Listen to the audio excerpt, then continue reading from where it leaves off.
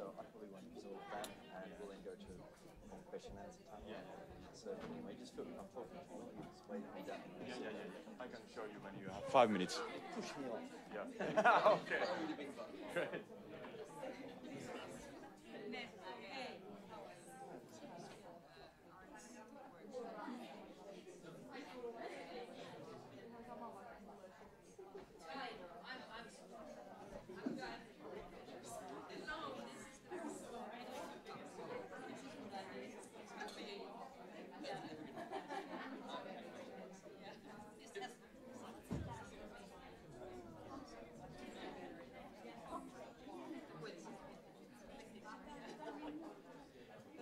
Good morning, hyvää huomenta. Shall we start? Okay, first of all, Kai asked me to mention something about the last night's learning wine par. And it was that the results of that will be shared in the afternoon. Yeah. So this is and in final discussion, yeah. Okay, so this is the day 3 in this wonderful seminar, and the theme was art in social structures. It's a very interesting theme, and we have 3 presenters in this first session. First keynote from Nicholas Rowe, and then we have Jussi Lehtonen, Ville Sandqvist, and Helena Korpela. Nicholas Rowe is an associate professor in dance studies at the University of Auckland and an associate researcher in the Arts Equal project. He's working globally as a dance pedagogue and researcher. He has published several books about art and dance in different global contexts, including Talking Dance, Contemporary Histories from the South China Sea, 2015, and Talking Dance, Contemporary Histories from the Southern Mediterranean, 2014. In addition to this influential academic work, he uses also film as a media of his community dance work. The title of the Nicholas's keynote is Dance and the Politics of Exclusion. Welcome.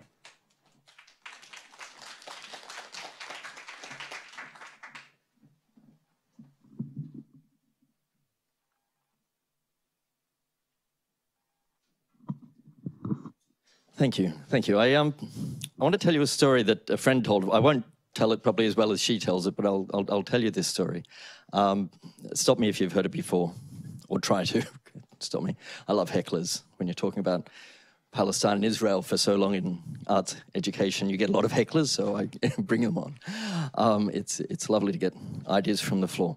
But anyway, I'm going to tell you this story. It's about an old woman and her young daughter and a donkey, and they're traveling a long journey from village to village. They're on their way somewhere. And as they go through the first village, the old lady's sitting on the donkey and the girl's walking along beside her, and all the villagers say, and the townspeople say, oh, look at that old lady, how cruel she is. She's making her poor little girl run along beside her, and she gets to ride up on the donkey. And they heard this and they thought about it. So the next town they came through, and they decided to swap places, and the girl sat on the donkey and the woman walked beside her, and the townsfolk all sort of said, what a little spoilt brat. Look at that girl sitting on top of the donkey and making her poor old mother walk along beside her. So they heard this and they thought, what are we going to do? The next village they got to, they walked on. They said, well, okay, let's both go on the donkey. They both got on the donkey. They rode through. Townsfolk looked at them and said, oh, can you believe it? These cruel people putting 2 people on a donkey. Look how much they're making that poor donkey suffer. So what are we going to do about this? Okay, so they went on, walked to the next village, got to the next town, and they decided, let's just not go on the donkey at all. And they led the donkey, and the donkey walked beside them. All the townsfolk were out saying, look, they've got a perfectly good donkey. No one's riding on it. What's wrong with these people? They heard this. I said, what are we going to do? So finally got to their final town, and they just said, okay, bugger it. They threw the donkey on their shoulders and walked into the town carrying the donkey. And I like this story because it really talks a lot about the function of community arts, the function of making things strange as a means of negotiating the assumptions people are making about us. And I like it because this is sort of a place where I start working with my community arts practice in terms of, well, how do we challenge expectations of the public space and visibility. Because everybody, as they're moving through public spaces, are feeling always, how are we noticed, how are we perceived, how should we behave physically, what are the expectations? And this donkey story concludes with the idea, well, behave in a completely unexpected way is one means of avoiding or evading this sort of social criticism. But it's also important if we're trying to emphasize what a public space actually means. And there's been some talk in this conference about the importance of strangeness and otherness. And that's something Hannah Arendt talks a lot about, and the importance of a public space if we're to avoid being in a totalitarian regime. A public space is a place where strangeness and strangers come together and work towards collaborative actions collectively whilst maintaining their strangeness. And if they don't get to maintain that strangeness, then it starts to become more and more a totalitarian regime. So how do we maintain this strangeness? And that we might see as one of the functions of community arts. It also becomes a form of what we could consider public pedagogy, as Gert Biester describes public pedagogy as an enactment of concern for the public quality of human togetherness, an enactment of concern for the public quality of human togetherness. So public doesn't just exist. It's constructed in different ways, and it can exist in a very marketized way. That is, it's a location only for transactional exchanges where people come together to give and take and expect to increase their private wealth. Or it can be a very privatized location in which people can only get access to that space if they're paying into it or somehow maintaining a certain clique. Or if we think of a truly public space, it's a place where it's not dominated like a shopping mall, or increasingly our public spaces are, by the notion of transaction, but by other reasons for us to come together collectively. Now,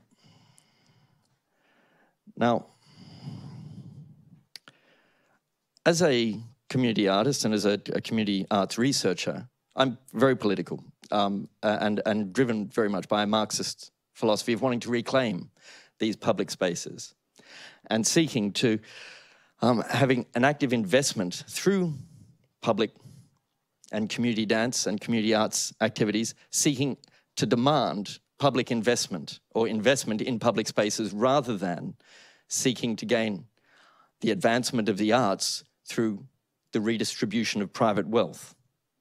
And I'm not against that redistribution of private wealth, and it's certainly a theme that we've had coming up in this conference, is an idea of how can artists get in on that process.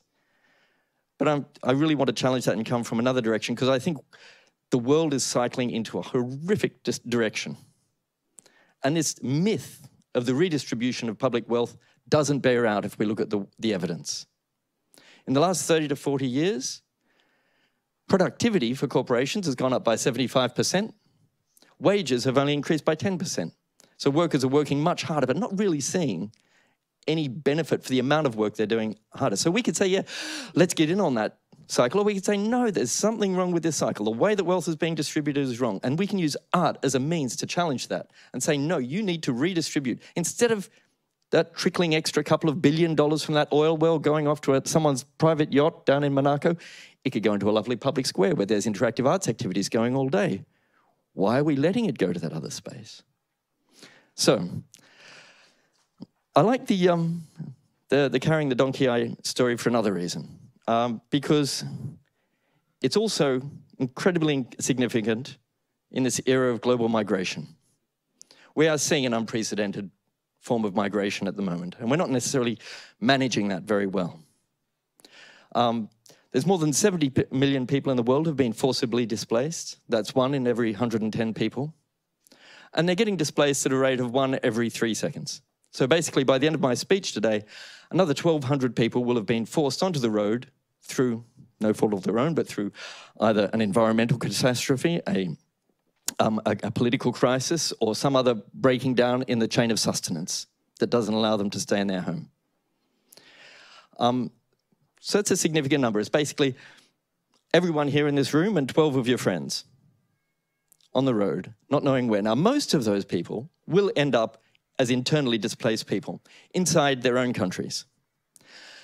A large number of them will also end up in the surrounding neighboring countries like Ecuador or Turkey or Egypt. But a significantly small proportion of those will end up in wealthier nations in the OECD countries around the world. A significantly tiny proportion of those that are being displaced.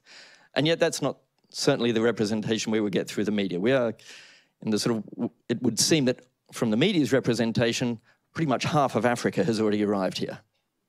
And, well, where do they come from? How did that get here? And it's very problematic. And I want to look at how this relates to creative arts and arts education, but by first looking at how are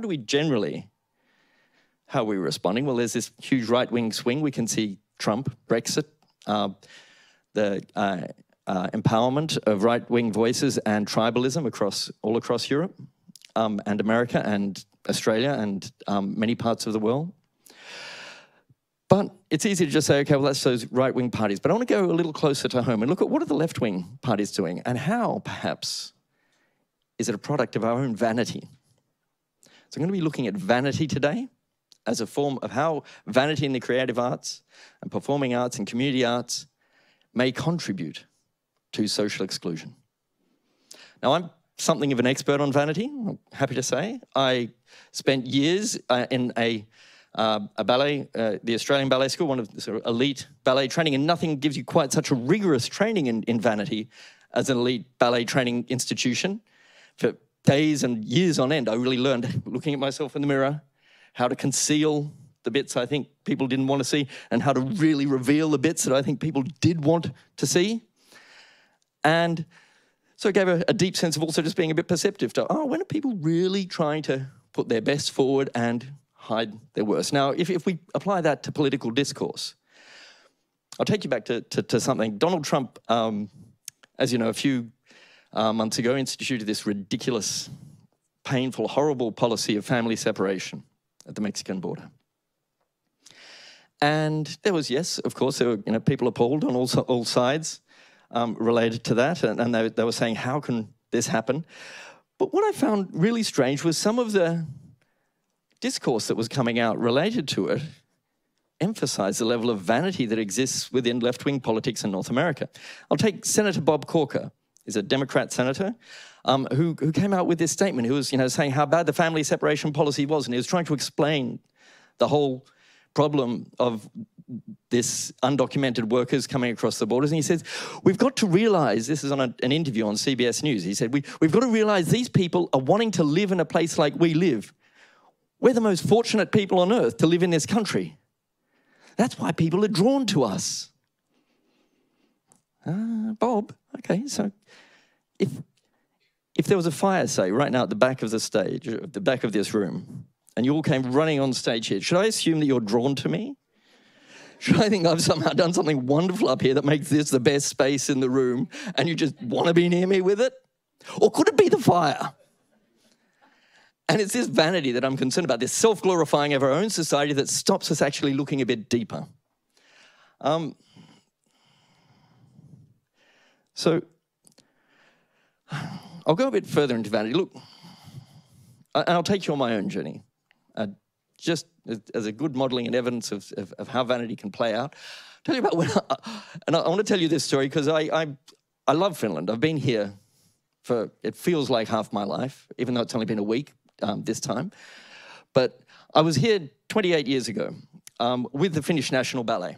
I was a young dancer in the Quarter Ballet in a production of Giselle one evening. It was a very significant moment in my life. This one evening when we were doing Giselle, I was on stage with my happy little peasant wife, and we were dancing for the prince, who I secretly wanted to be, and that was my whole aim of doing this peasant dances so that maybe next season I could be him. But, for now I just had to really smile and be this happy peasant and evidence my happiness and joy about having a prince come to the village and want to shag one of the other girls whilst, still having his princess wife somewhere.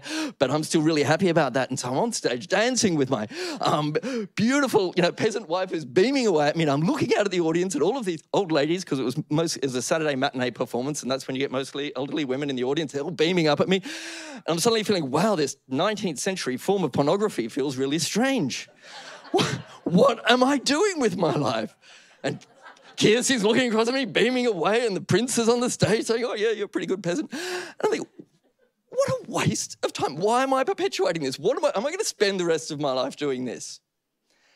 And I said, no, at that moment I said, I've got to change something. Now, I did finish that performance. Something, my vanity still carried me through. And I finished that season and did it. But then I quit ballet. And I said, I'm going to go and find what else I can do with dance. How can I make it meaningful? I don't want to give up on my body. I've spent years training it to this point, but I don't want it to be something so incredibly self-absorbed and self-satisfying. It's got to have some other function and purpose. So I spent the next 20 years in what I like to call the community arts industrial complex. I call it the community arts industrial complex, like the military industrial complex, because it can be quite, again, self-serving.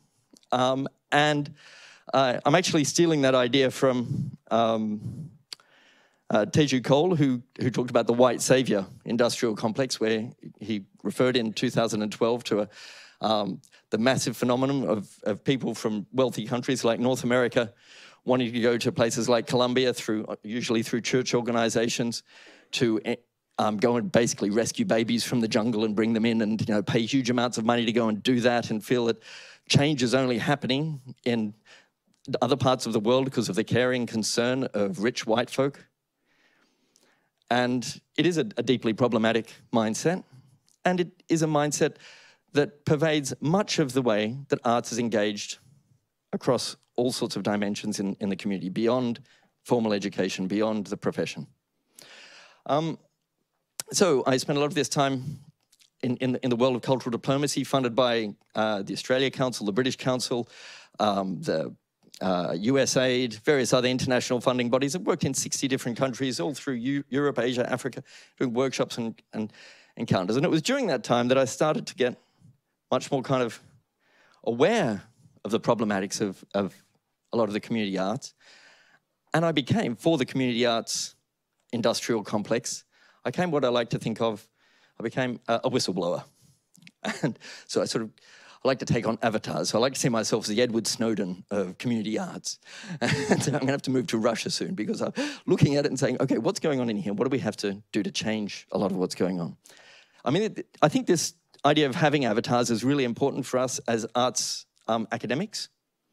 Often we feel when we move into conference contexts and academic contexts, we have to drop all of that creative characterization, role play behind, and become serious academics to prove to all the scientists and stuff that the stuff we're saying really matters. But it's a shame, because we have all these other qualities as people coming from theatre and art and dance and music and various places that we can carry into it. I mean, I'll give you a great example of someone who does this. Is Karen Shoup. I don't know if you're aware of her work in Arizona State University. Karen does this fantastic series of web videos where she takes on this character called Miss Karen, and she's satirizing dance competitions in the US. And she's a dance competition teacher, and she's carrying out this role and really drawing attention to some of the more horrific practices that dance teachers put their children or their students through in order to participate in this. And I think that's a great example of an academic carrying that persona through into their the way they articulate and disseminate that research. Not thinking now it has to come to a very formalized way of speaking. So anyway, indulge my Edward Snowden fantasy here. I'm going to just pretend I'm Edward Snowden for a bit. What it means looking into community arts with a very critical eye and saying, actually, it's a hugely powerful area. People are doing it. There's no doubt. I mean, I've seen that all over the world. People are dancing and singing and making music and doing drama and painting in all sorts of different ways. We don't need to advocate for it. I mean, it's great, yes, we advocate for doing it in certain ways, and I really support that advocacy, but we also need to critically look at it. And the level of scholarship that goes into that critical review of what's actually happening in community arts is quite minimal compared to the level of review that goes into and critical review of arts as how they're practiced in schools or how they're practiced in the profession.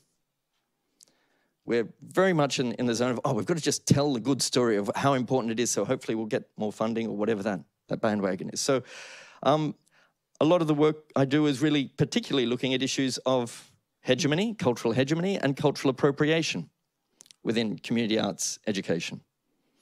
Cultural hegemony being that idea of how we potentially colonizing and extending particular dominant worldviews into, and particularly Eurocentric, ways of doing things that disrupt and cause existing community arts practices to become less autonomous, that make those different arts artists practicing feeling, oh, I don't quite know as much as that specialist who just came from Germany, so I guess I need to get them back again. And I just need to keep bringing them back to Uganda, otherwise, you know, we're never going to have a proper dance scene. And the idea of cultural appropriation, which exists a lot, which is the idea of, okay, here I am, I'll go off into a settlement in Northern Australia amongst the Indigenous people. Wow, I love your dance, it's beautiful. I'm just going to take a bit of that, if you don't mind, put in my latest choreography. Oh, I got a huge grant for including your choreography in my grant. So that, and what that does and how that disassembles that community as well. So those two things, and I'm very lucky because I'm getting to supervise a lot of doctoral projects with students who are researching this. I'll just tell you some of those to give you a sense of where I'm going with this critical research. One of my students is researching how Kaupapa Maori investigations of intercultural arts practice in Australia. So looking from an Indigenous Maori viewpoint, how the way European Australians are engaging with arts practice with the Indigenous Australians and the problematics of that. Another is looking in, because many of the students who I'm getting to work with, the doctoral candidates, come from the Pacific, so they're looking at a lot of Pacific themes. One's looking at how evangelical churches in Tonga are using dance as a means of recruiting members into their church and maintaining and sustaining the church through that use of dance. Another's looking at how dance teachers in supposedly multicultural towns in rural New Zealand actually insidiously construct these little cultural banter stands. We're looking at how ideas and practices of what's celebrated as Pacifica dance actually leads to ethnic lumping of dance and the construction of homogenized groups who feel they've got a lot more complexity than those titles. Another's looking at how Ubuntu philosophies in central Uganda are challenged, and methods of teaching are challenged by colonial teaching practices that have come into central Uganda in dance practices. So there's all these different ways of looking at community arts critically and saying, what's going on in there? And in a way, because I love the embodiment of it, and I loved what Judith did the other day, so I'm going to extend upon it. So it's part of doing grabbing and twisting and turning, but then going, ooh, look what's in here, and carrying it carefully and paying attention and critically questioning what's in here as a physical embodiment of that idea. And of course, I'm not the only one doing this. Is something that I think most of us in this room are shared in this zone. But it's really important that we articulate that that's kind of why we're here. We're not just here to say, how can we possibly get money for arts? How can we get things for dance? Dance matters, or arts matters, all these things matter. We're here to say, also, what's going wrong in that space? Because it's stuffing up lots of people's lives. There are innumerable young men and women whose whole sense of body shape and personal identity has been corrupted and destroyed and diminished by dance education, by informal local practices of that. We're going to look at that critically. Now, I didn't always sort of recognize this, the politics of it, so I'll tell you another little story that just sort of takes you to that, how I got there. I was in Manila about 27 years ago on an Australia Council grant to be a visiting resident artist. And part of that was with Ballet Philippines, but I'd met with some people who were in a Marxist organisation. They said, oh, every year there's this wonderful program that happens in the slums of Manila where the urban poor dance through the streets and do the Calvary of Christ. Basically, in the lead up to Easter, they go through the 14 stations of the cross as a performance of that and how their lives embody and are associated with that. And they said, can you come and work with it this year? I said, yeah, that'd be great. I came, I thought this is a really nice way of engaging with others. And it was an interesting connection because it was this Marxist organisation working with the Catholic Church. And it's the sort of strange bedfellows you get in different parts of the world. But they were saying, yes, let's get together. And the people who were coming to this were living on the edge of a rubbish tip. They were living sort of in the rubbish tip off all of the refuse. They constructed their homes out of what they found in the rubbish. They took their food from what they found in the rubbish. They also worked, some of them as part-time as maids or drivers for the wealthier neighbourhood that they were sort of surrounding and near. And that wealthier neighbourhood very generously for 3 weeks before the event, donated a church hall for us to use each evening to practice. So they gathered, and it was amazing. These people were really just scraping for sustenance each day. Came then in the evenings to want to engage in a creative arts activity. And so we were creating the 14 stations of the cross. And we're starting with the Last Supper and moving the way through to the resurrection. And saying, how can we creatively interpret that? And it was great. They brought all this stuff from the rubbish tip. And, you know, they'd have a big piece of canvas that was turned into a tablecloth that became the Last Supper. And they found different ways of carrying each other and lifting and dropping and that evidenced the different stages of Jesus' journey. And this was a way in which they were finding how could that story that was a very central part of their belief system relate to their everyday lives. So we're really happy. We'd worked on it for a couple of weeks, and then the organisers came in from the Marxist, and you know, they were very well-intentioned. They came and they wanted to watch the final thing that we're planning on the Thursday before the Good Friday, where we're going to do it all through the streets of this town. And they looked at it and they said, oh, no. I said, no, these people look happy. You can't do that. They're suffering. Can't you see? These are the urban poor are suffering. Tomorrow, the world's media are going to be here to look at these people. Everyone from around the world is going to have their spotlight on. And if they see them happily dancing, they're not going to realise this needs change. No, okay. And they told everyone, we've got to scrap that. And we'll teach you the stuff we did last year. And so they went through these kind of expressionistic German poses that they all learnt and brought. And that was then the performance they did the next day, going along, posing their agony. And I thought, okay, you know, this is that.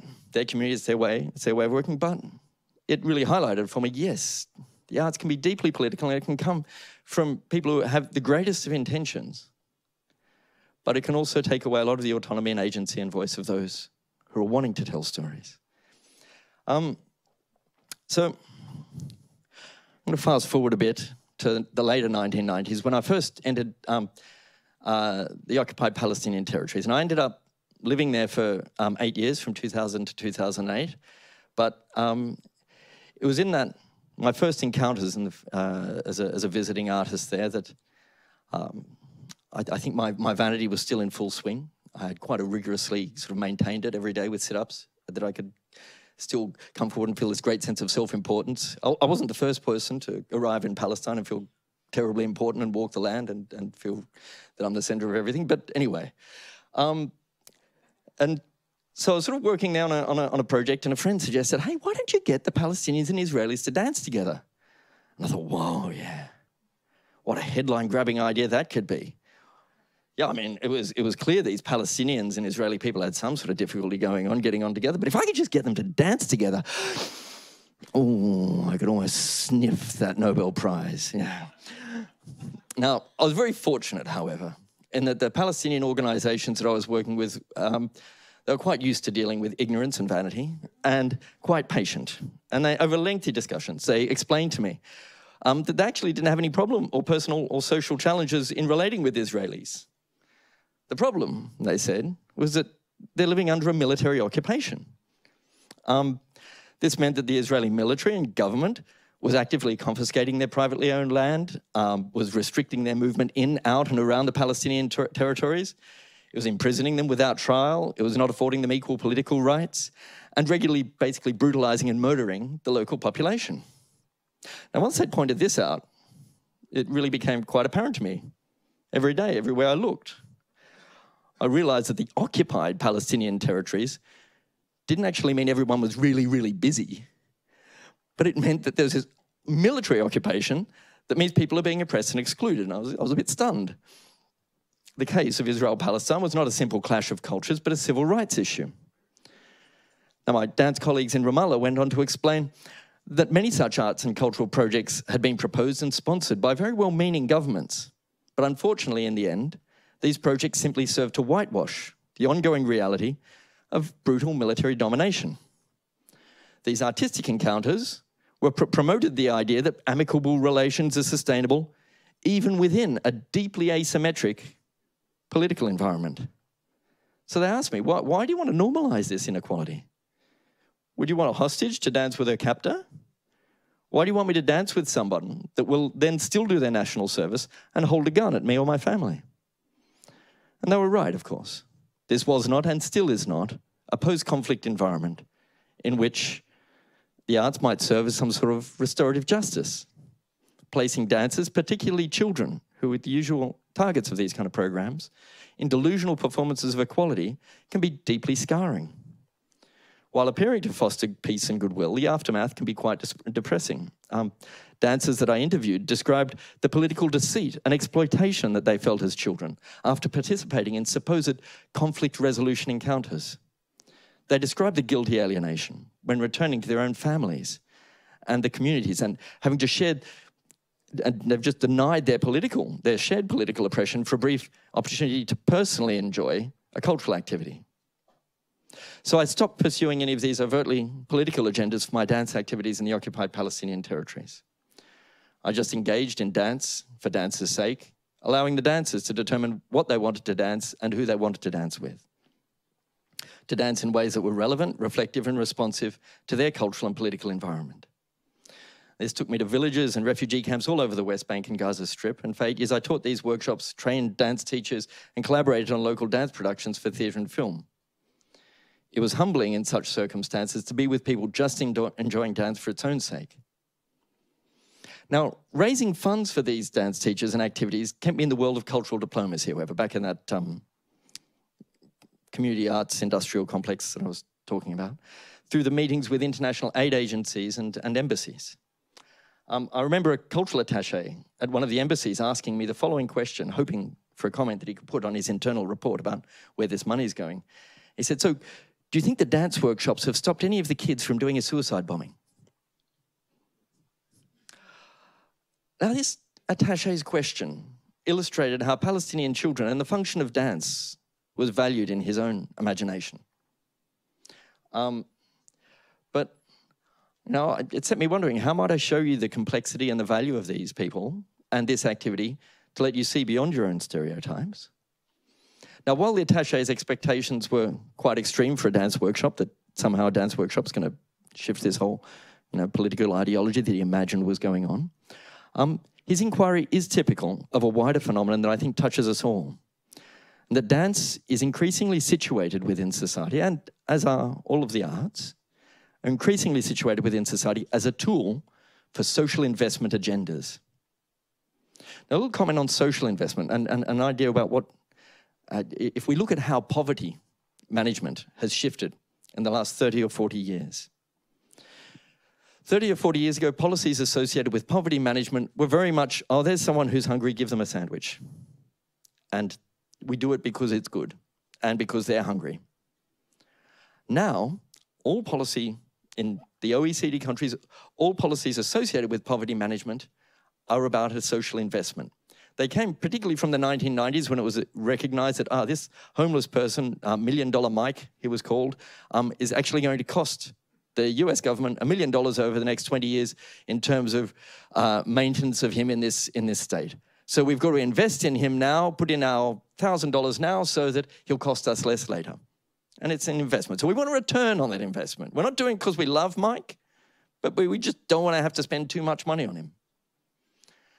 And that has continued and pervades so much of the work that we're expected to do now. That how is what you're doing going to give us a return on our investment? Not just how is what you're doing good because it's good, and we recognize that within our broader scheme of what is good in the planet and what is useful and valued, but how does that feed back to us? How is, they're wanting to see how is it shifting particular social behaviors or political attitudes? And again, this can be really good. I'm going to go back to our vanity. This can lead to a great sense of self-importance for arts and arts educators and arts people involved in community arts who can say, look at how important arts are. It's helping develop all of these society. Wow, it's really important. Look at how important we are. Our dance activities are measurably improving people's lives. But what is the cost of this instrumentalization? Now, the intrinsic versus the instrumental qualities of the arts have been debated extensively in academic literature, and I don't want to open that out to question here. I acknowledge that dance can be valued and the arts can be valued on their own merits, and they can also be valued for the impacts that they can have on other aspects of our lives. My concern is that funding agencies, local and international, increasingly prompt arts practitioners to only measure the instrumental qualities of their arts practice. That is, how a dance activity might contribute to a developmental agenda such as civic engagement, or cognitive development, or environmental sustainability, or socioeconomic growth, because these are all clearly identified as positives. Now, these well-meaning agendas may provide us with a socially meaningful reason to work with people in dance and the arts. But, and this is a big but, and I maintain some of my buts. This is one. This need to improve the instrumental impact of our arts activities can inhibit us from critically reflecting on our actual pedagogic and creative approaches. That means these virtuous social agendas that we present as instrumental outputs coming from these arts activities we're doing can shield us from more critical questions about, well, how are you teaching that dance workshop? What else is going on in that space that's maybe not so supportive to the growth of the individuals who are participating in it? So, in the absence of this critical reflection, unwittingly, we may be further contributing to social and political exclusion.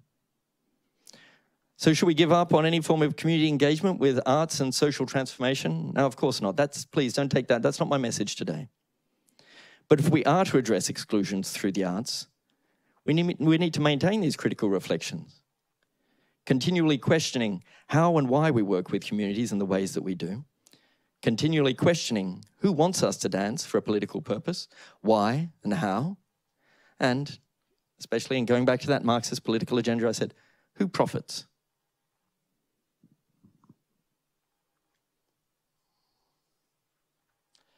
And basically, we need to never assume that somehow the arts are inherently positive and they're an inherently positive experience for all involved, because they're not. They can violate us. They can disassemble us. The arts can just take us apart and never want us to participate in society again. So, to support these reflections, we might consider, and here I'm going to go again to a Marxist scholar, Freirean critical philosophy, and this involves starting with the voices of those we're working with, asking what are their intentions and aspirations?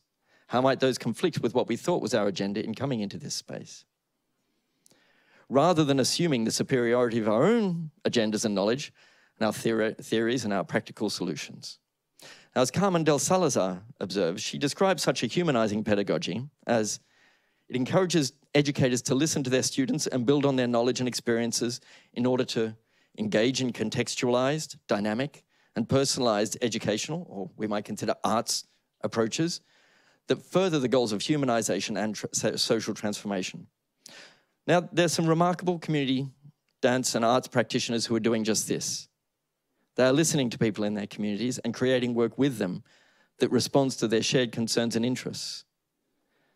So my latest research now involves the film that some of you might have seen last night and other written texts and books and articles that are critically investigating how community-based artists and arts organizations. I want to see how grassroots community arts organizations sustain their own practice and foster a community of resilience. Going back to the donkey story, I basically want to see not just how do we carry a donkey into the village, but how do we, once we've carried that donkey into the village, turn it into a circus that stays and makes people more embracing and excited about everyone who comes into the town and through the town, and keep it there as a circus. Now, this grassroots leadership might be defined as being outside the control, as Kaplan describes, outside the control of any state, church, union, or political party. It's emerging from local communities and responding to their expressed needs, and it's engaging in artistic processes and products as a means of transforming and sustaining those communities. Now, the unfortunate thing is the absence of scholarship on these organizations. There are so many books, I'm sure, probably here on the Finnish National Ballet, in Australia on the Australian Ballet. All of the major dance companies, they will have a plethora of written documentation about them, and documentaries and all that sort of thing. How often do we see books on shelves that tell you the living history of the last 20 years of this particular community arts organization and how they've managed and the journeys they've gone through and the celebrations that we should be acknowledging? And what are the leadership practices that allow that to sustain? Because they have things we need to learn. Yes, it's one thing to go into a community and create something, but how do you sustain a practice in that sort of environment? We might come up with some theories, but I think first we have to go and look at the people who've been going for 30 or 40 years, working with elderly people, seeing how they've maintained a practice through generations of elderly people coming in and out of their organisation. How have they done it? How have they done it working with street children? How have they done it? Now, we need to not just recognise it, we also need to see how can we now re-articulate that back as academics into theories that the rest of the academy and the rest of the world can recognise as deeply valued knowledge. How can we connect it with leadership theories? How can we position what they're doing and distinguish what they're doing as what we might consider to be transformational leadership as opposed to transactional leadership? Now, leadership theories, contemporary leadership theories are predominantly looking at leadership as not being about leaders and follows, but leadership being a shared concern. How do you get everyone moving in a direction together? But a large amount of that leadership literature is looking at transactional leadership. Basically, how do you get that person give and take so they get what they want, you get what you want, and your kind of private social capital grows a little bit? How can we engage in transformational leadership that means we actually identify a shared concern and we go on that journey together so long as we maintain that shared concern? Now, I just want to end with a little poem by T.S. Eliot, who wrote this back in 1934 on The Rock, and I think it's an important one because it points to a moment in history, 1934, that many people have noted is resonating with the current period and the current politics of tribalism that are growing around the world. And he said, "When the stranger says, 'What is the meaning of this city?' Do you huddle close together because you love each other? What will you answer? We'll dwell together to make money from each other, or this is a community." Thank you.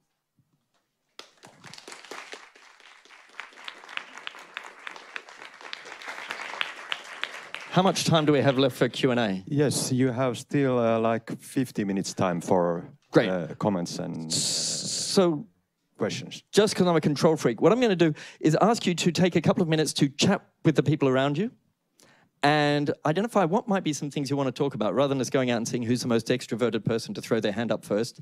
Have a chat with the person beside you. Talk about some of the things that have come up, things you didn't like, what you liked, and see of a way how you might want to re-articulate that back as a question or a statement. So I'll give you 2 minutes.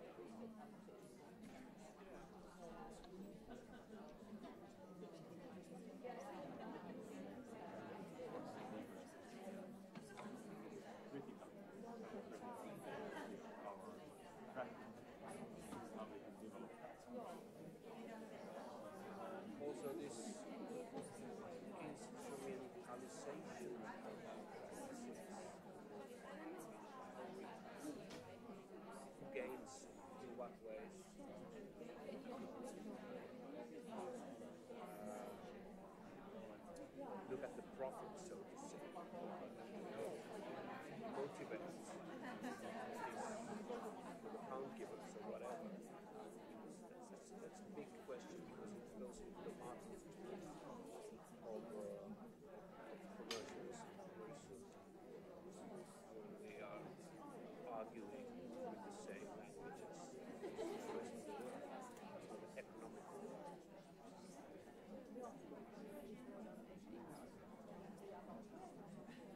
So, okay, if you want, you can keep talking in small groups or chatting away.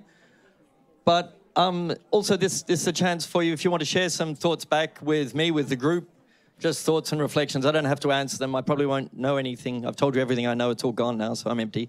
But other people in the room might have something to say. So, anybody?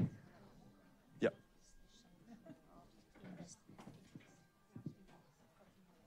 Thanks so much, Nick. I agree with everything you said. But I do want to problematize this instrumentalization versus the intrinsic, and suggest perhaps that it's not a versus or a but that in the best forms of transformational community engaged art, both elements are possible within a single project. For me, one of the conundrums of doing this work over all these years is that I have to position it in particular ways to the people, to the particular ways that I'm speaking with. So for example, if I'm talking with a potential funder and the intrinsic value of this form of practice is not evident, I use the instrumentalizing element as a way to convince them of the goodness. And I'm not saying that all art is good, obviously. But I wonder if you could comment on the pragmatism of these two polarities, which I would say are not polarities. No, I mean, I agree. Pragmatism is an interesting word. No, I mean, I didn't tell you my response to that cultural attaché who asked the question about how many children have stopped doing suicide bombings because of these workshops, which was, of course, I estimate about 75. Because that's a pragmatic answer they want. No, I didn't say that, but yes, we are continually engaged in that form. And I think it's something we are all in this room wrestling with, is to what level do we do it, as you say, from this sincere place of belief of thinking, yeah, actually, I really want to achieve those ends as well. And I can see how they can be melded to both. And to what level are we doing just to prostitute ourselves, to get a bit of money to do that? And who is doing that? And how are they doing it? And what are the problems with that? So I don't disagree with the idea that they're not necessarily incompatible. But certainly neoliberal economies are forcing us into this very dichotomous place of negotiating it in that way. So that's why our own research is of such importance in maintaining a critical eye on what we're doing, because they're not going to look at that. They're just going to measure the other thing. So that's why we in this room are so important to the future of community arts and maintaining it with some sort of integrity for the art form. Thanks. Any other questions or comments? Yep.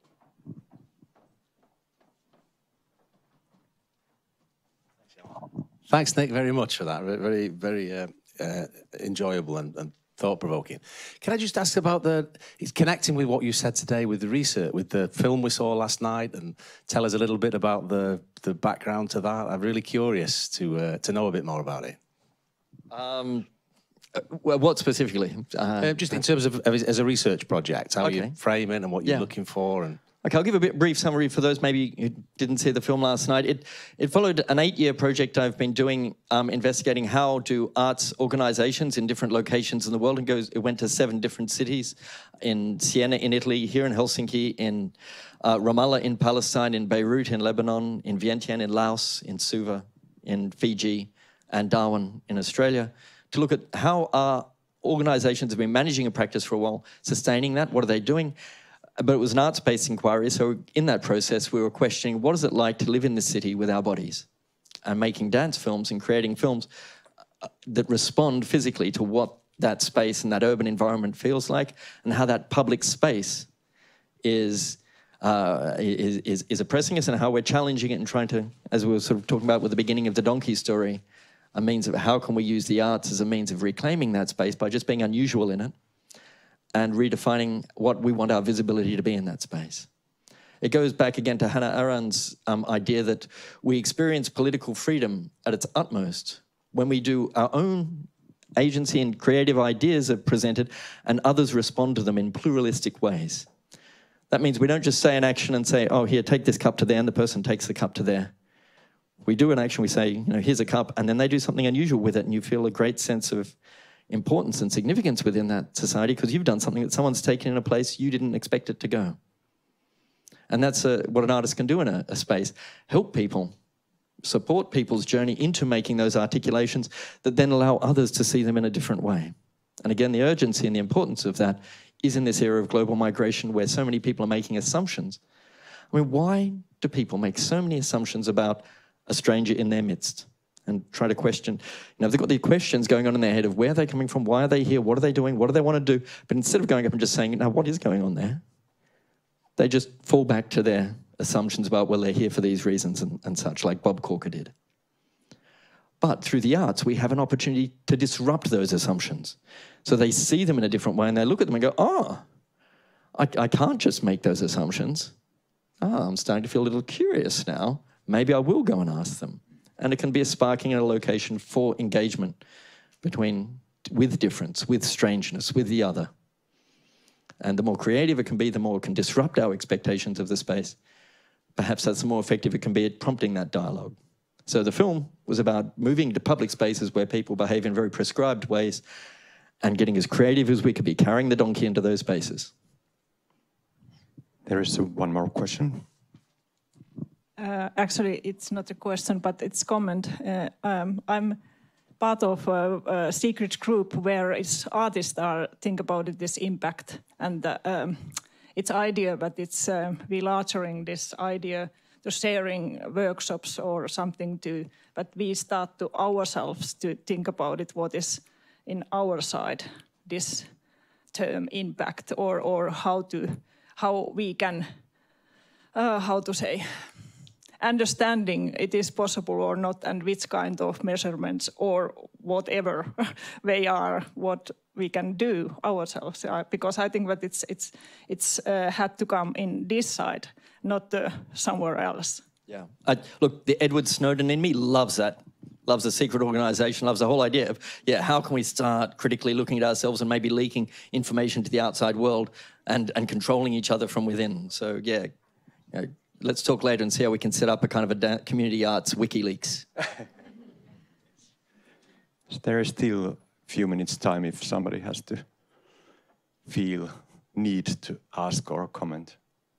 Only if it's a desperate need. If you don't need to, I'd really rather you didn't ask anything. Yeah.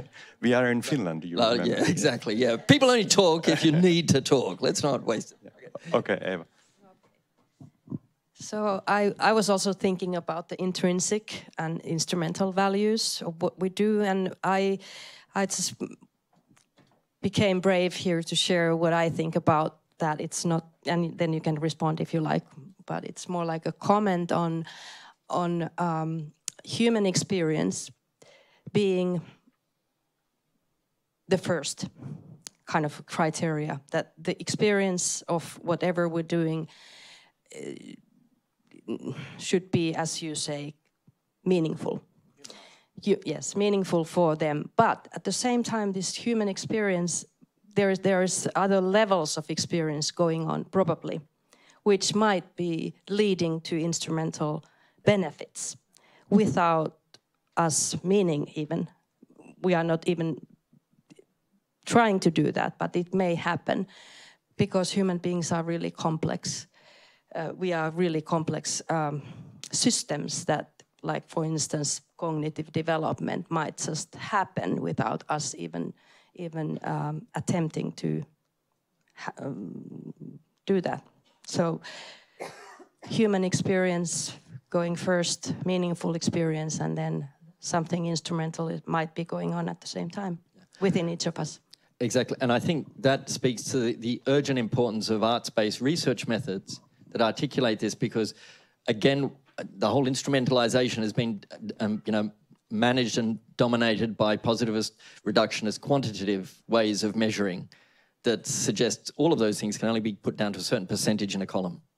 And that's ridiculous. And I mean, hopefully for those who saw the film last night, they got to go on their own interpretive journey to see those different levels of, what might be going on there, rather than just seeing a screen fly up of numbers and saying, this person went up cognitively by 15%, this one had greater civic engagement by 48%, and this one seemed to have, developed their sensitivity to the environment by 15%. So, which we know is just meaningless and ridiculous. And it's the emperor's new clothes, but we all just buy into it. So we've got to push forward these arts-based methods of expressing and articulating that difference. Thank you, Nicholas, for your profound speech.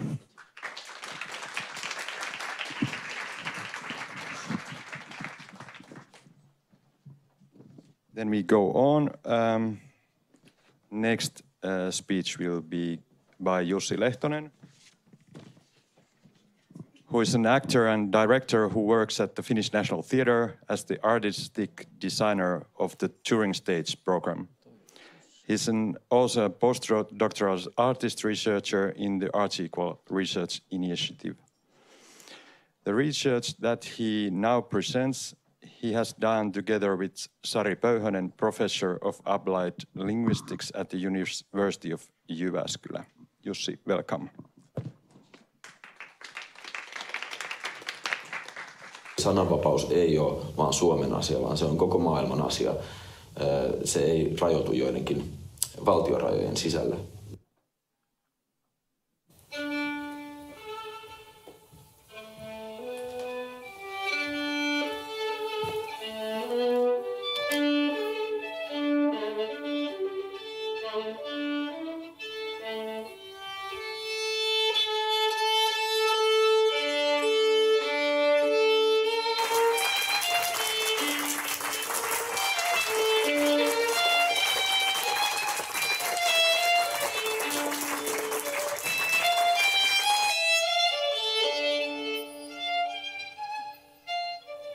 Ihmisyyden ytimessä on kyky asettua tai olla asettumatta toisen ihmisen asemaan. Ja meidän ihmisten elämä on pitkälti sitä, että me ollaan olemassa suhteessa toisiin ihmisiin ja me kuvitellaan maailmaa paitsi omien silmiemme kautta myös toisten silmien kautta. Ja me kuvitellaan myös oma itsemme, paitsi oman kokemuksemme kautta, me koko ajan kuvitellaan itsemme toisten ihmisten kautta. Me kuvitellaan, miten toinen ihminen katsoo minua ja me muututaan sen mukaisesti. Tämä on mun mielestä yksi tosi mielenkiintoinen ja kiehtova piirre ihmisyydessä. Sinulla on mahdollisuus sisäisen pakoon! Sinulla on mahdollisuus sisäisen pakoon! Sinulla on mahdollisuus sisäisen pakoon! Sinulla on mahdollisuus sisäiseen pakoon!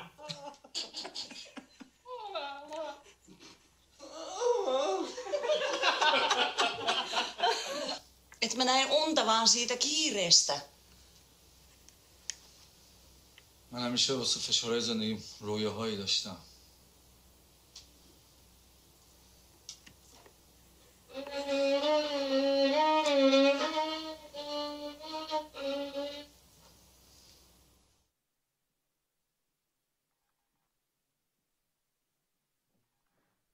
Tässä Toinen koti-projektissa me ollaan muodostettu tämä hybridiyhteisö, eli yhteisö, jossa on tietoisesti sisällä monenlaisuutta, erilaisuutta, jotta me voitaisiin ilmaista tiettyä asiaa. Ja tällaisen hybridiyhteisön ytimessä on pyrkimys tai yritys, kysymys siitä toisen asemaan asettumisesta. Eli meidän Toinen koti-projektissa suomalainen muusikko Sanna, joka on opetellut suomalaisen harmonian tai länsimaisen harmonian, asettuu irakilaisen muusikon Alin asemaan, ehkä omalla instrumentillään, miettii mitä olisi olla Ali. Ali asettuu Sannan asemaan omalla instrumentillään, omalla kehollaan, omalla kokemuksellaan, miettii mitä olisi olla Sanna. Ja tavallaan siinä on jo se yhteisö. Se yhteisö siis muodostuu yksilöistä, jotka asettuu toistensa asemaan ja katsoo maailmaa sitä kautta.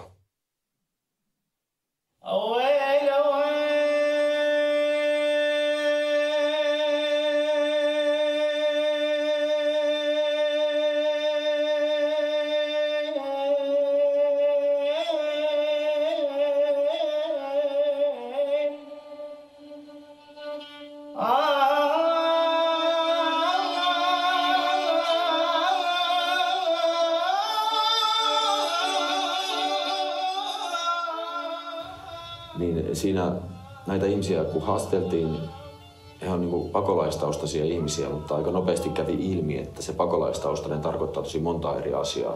On ihmisiä, jotka on tullut kiintiöpakolaisena ja heillä on sen status ja oleskelulupa Suomessa. Sitten on paljon turvapaikanhakijoita, joista joku saa positiivisen päätöksen, toinen saa negatiivisen päätöksen ja rupeaa siitä valittamaan. Joku on saanut jo monta negatiivista päätöstä ja on karkotus, eli pakkopalautus. Ehkä se isoin vääntö tässä on ollut niin kuin maahanmuuttoviraston kanssa, että tässä projektissa niin meidän aineisto on 15 haastattelusta. Me löydettiin eri verkostojen kautta 15 ammattitaiteilijaa ja jututettiin heitä.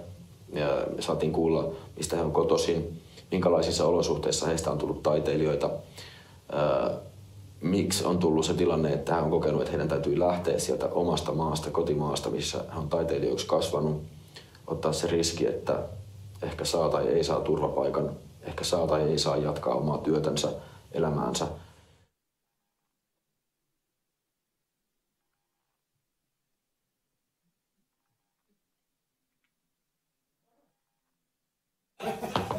Mustikka, puolukka, juolukka! Jos karhu tulee vastaan, me esitämme puolutta. Suomessa naiselta kysytään lupa. فنلندا المرأة تسأل عن الإذن. Perkele! Perkele! Perkele! Kaikki samaan tahtiin. Perkele! Perkele! Kun tämä on dokumenttiteatteriprojekti, niin se tarkoittaa, että se esitys, mitä tässä tehdään, se syntyy niiden ihmisten tarinoista ja tilanteista, joita on mukana. Ja tämä totaalinen epätasa-arvoisuus, eli meillähän on niin kuin negatiiviset ja positiiviset, ja se on niin kuin migrin politiikan seurausta. Yhteisö on jakautunut siinä mielessä, joka aiheuttaa myös tietysti kaikenlaisia jännitteitä.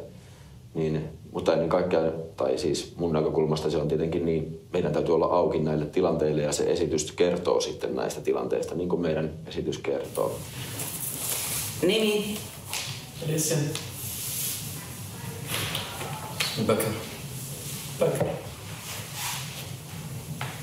Mitä se tarkoittaa? شنو معنى؟ هو الطابع الديني. Uskonnollinen nimi. Olet näyttelijä ja teatteriohjaaja. قصدك ممثل ومخرج مسرحي؟ نعم. Kyllä. Olet kuulunut ryhmään, joka haluaisi tehdä erilaista teatteria. أنت كنت مجموعة تسوي مسرح مختلف؟ نعم. Kyllä. Kollegasi on tapettu. صديقك عن القتل؟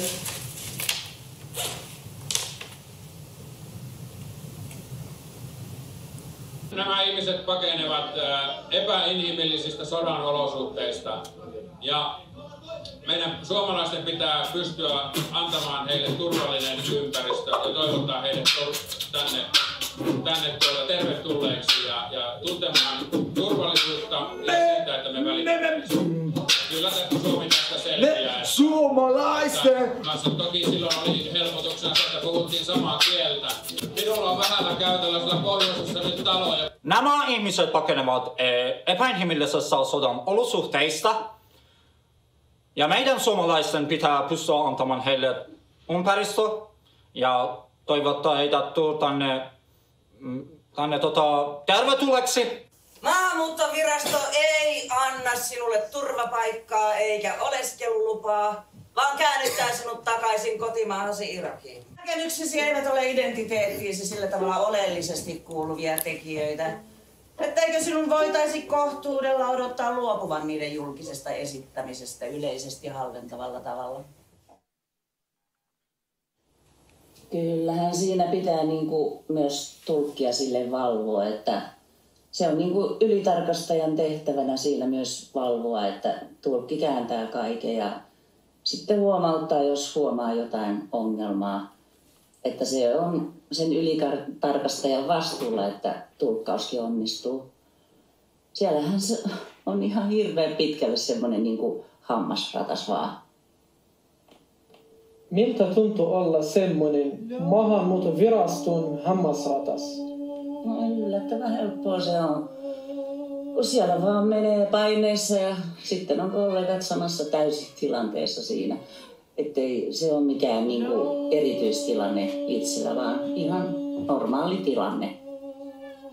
Ja tämän prosessin aikana niin me ollaan sitten syvällisesti perehdytty tiettyjen taiteilijoiden tapauksiin, miten heitä on haastateltu migrissä ja minkälaisia lausuntoja heistä on kirjoitettu. Ja tämä on ollut se järkytyksen paikka, kun on käynyt ilmi, että Suomi ei tunnusta vainon kohteeksi joutuneen taiteilijan tarvetta kansainväliseen suojeluun. ja että Suomen maahanmuuttovirastolla ei ole sitä ammattitaitoa, mikä heillä pitäisi olla, jotta he voisivat arvioida, että onko joku taide siellä lähtömaassa poliittista vai ei, eli sellaista, jonka valtaa pitävät tahot vois kokea uhkaavana. Ja kun tätä asiaa on sitten, Migria on tässä useampaan otteeseen haastettu, ja siellä johtajalle on esitetty tämä kysymys, niin sieltä tulee tämä ylimielinen vastaus, että meidän ei tarvitse olla taiteilijoita, meillä ei tarvitse olla sitä taiteeseen liittyvää asiantuntemusta, jotta me näitä päätöksiä voidaan tehdä. Tämä on nyt sitten niin kuin sen Suomen sananvapauteen sitoutumisen näkökulmasta äärimmäisen ongelmallista. Että jos tehdään päätöksiä, kun tehdään päätöksiä, jotka on elämän ja kuoleman päätöksiä, sen pitää perustua parhaaseen mahdolliseen tietoon. Ja jos sitä maatietoa ei ole, niin sitä pitää sitten hankkia.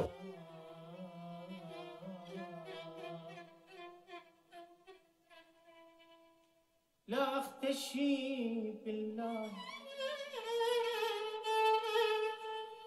ولا أعبد غير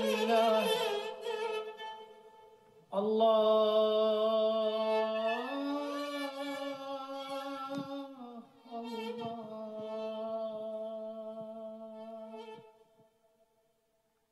لا أختشي. The very nature of the human mind is intersubjective. Conceiving myself as I is the result of me being conceived by another person as you. And when I think about you, I also think about how you think about me. We read each other's minds. Microsociology talks about a theory of mind. This is not an academic theory.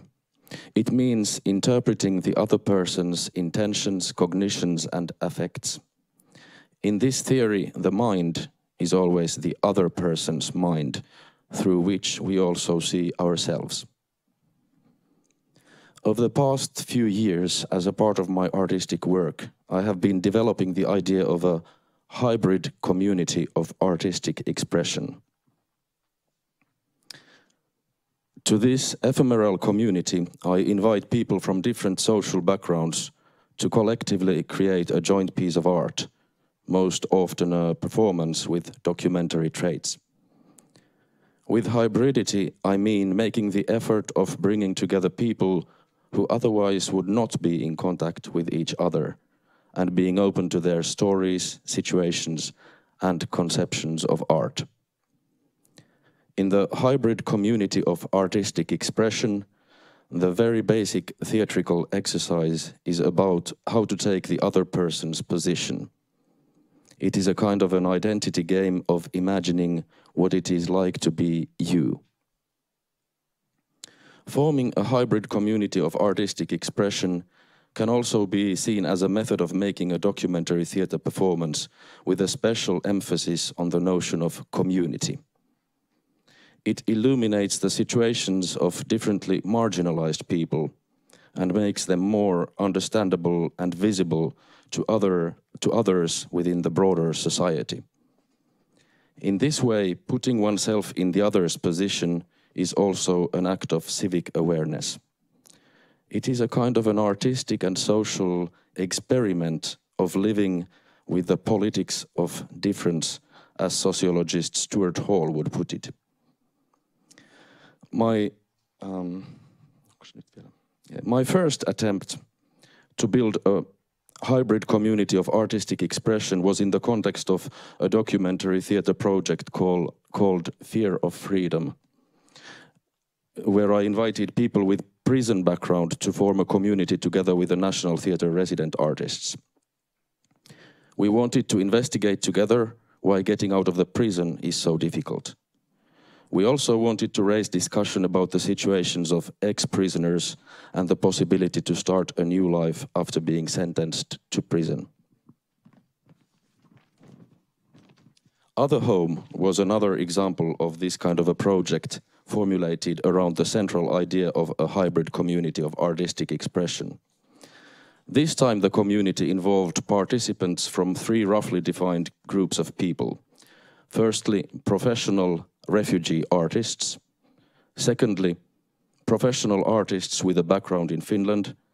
And thirdly, amateurs who had participated in a theatre workshop open for refugees and who at this time wanted to join the performance as members of the chorus. The hybrid community of artistic expression is not a natural community.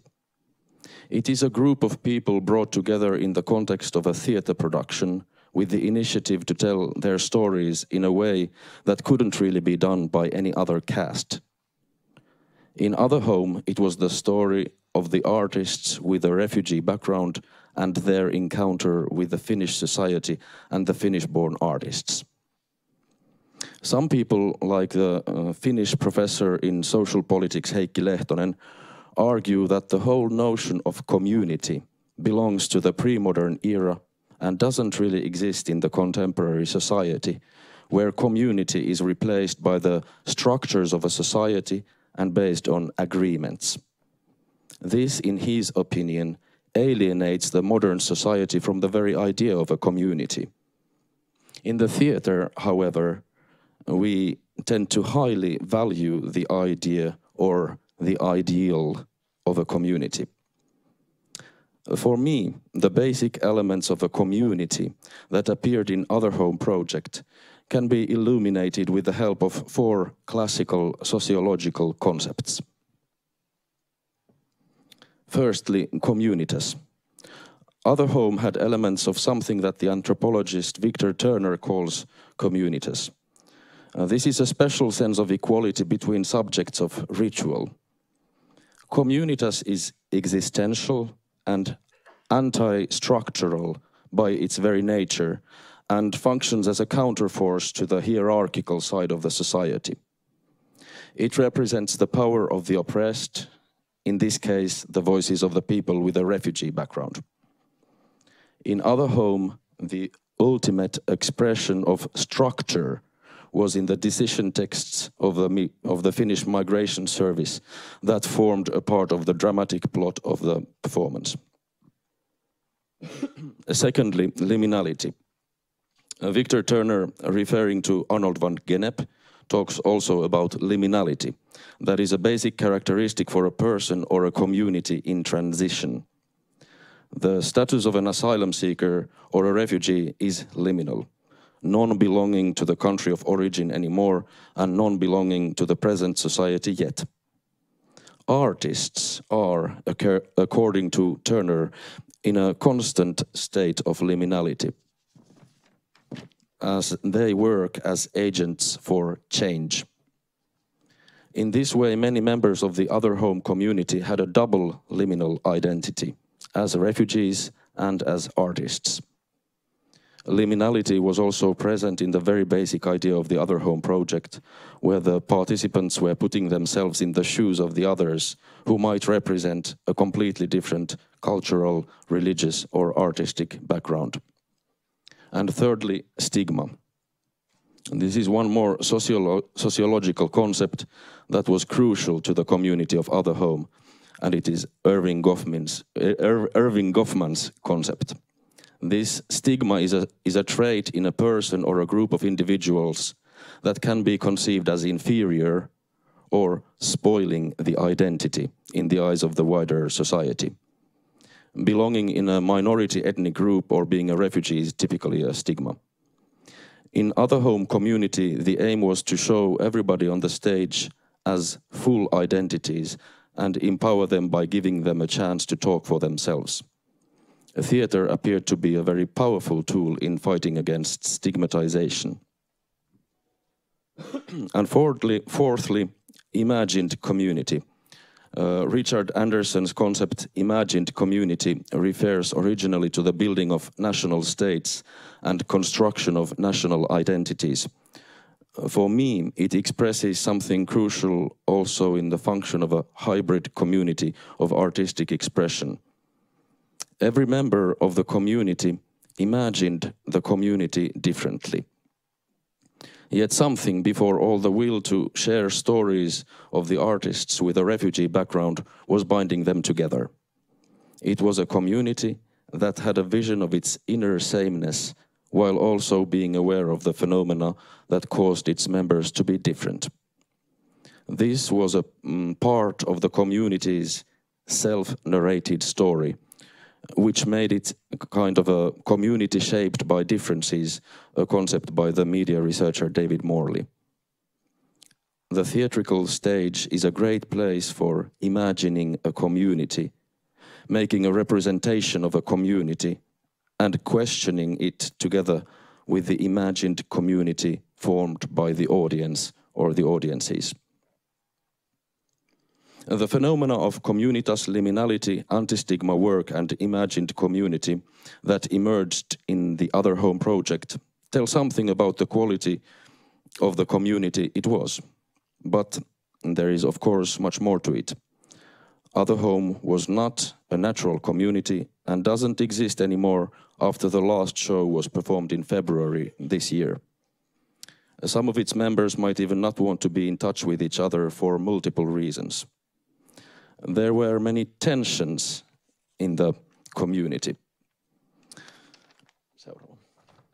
Differences in language, culture and gender roles might create them, but also some more specific factors.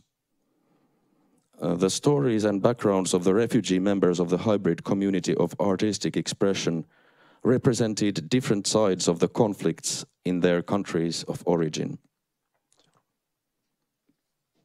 It was not easy to build a joint performance when there were opposing opinions about the reasons of the conflicts back there.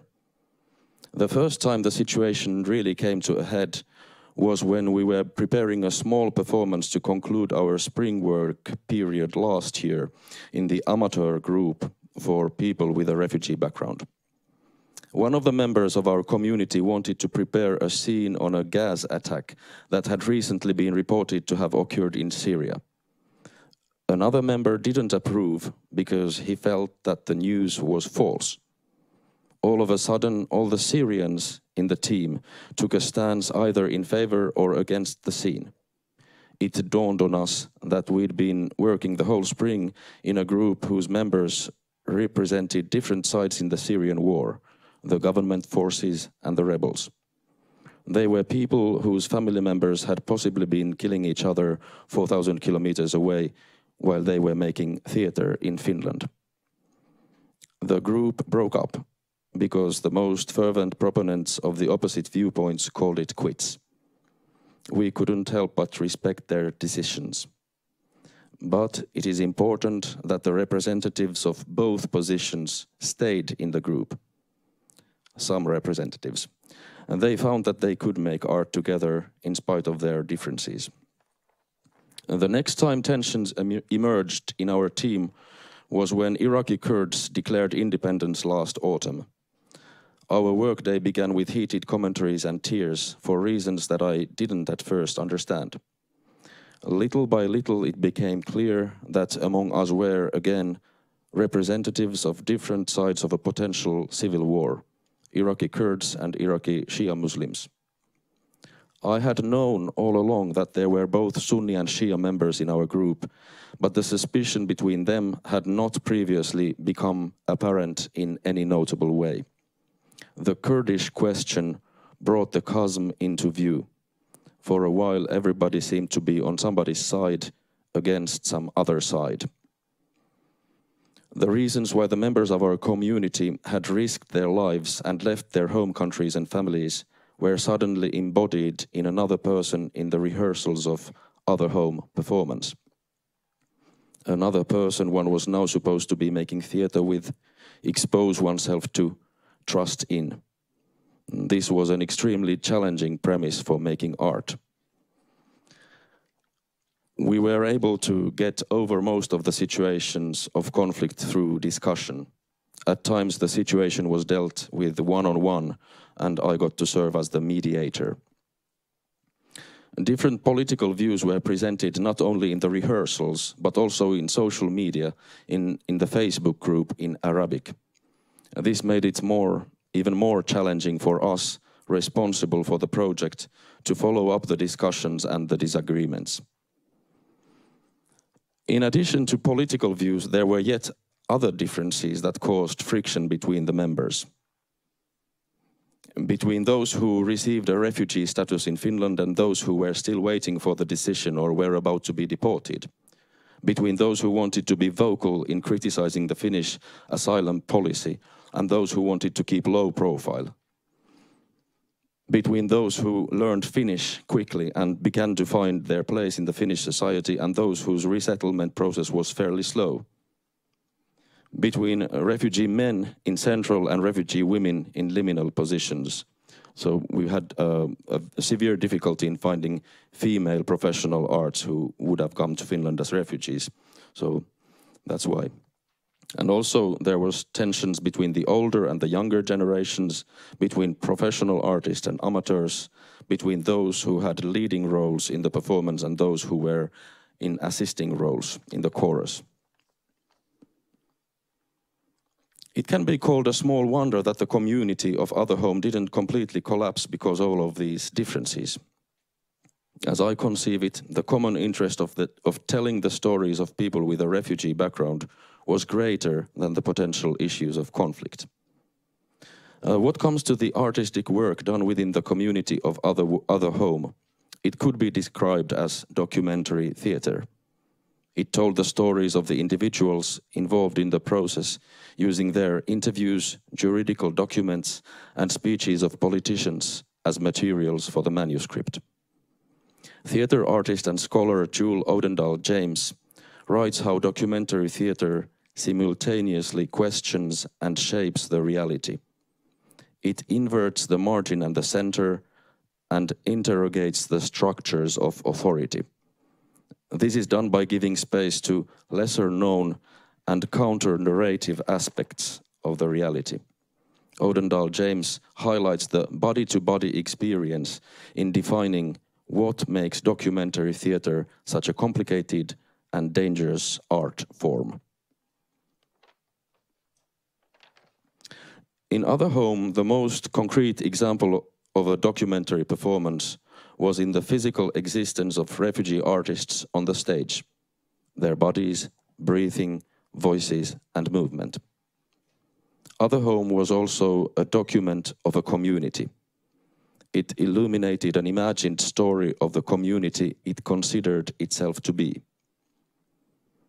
Certain things in the society are best to tell through a community. In the Other Home project, a very crucial moment took place when the hybrid community of artistic expression encountered its spectators, who temporarily gave their unique input in its already existing hybridity.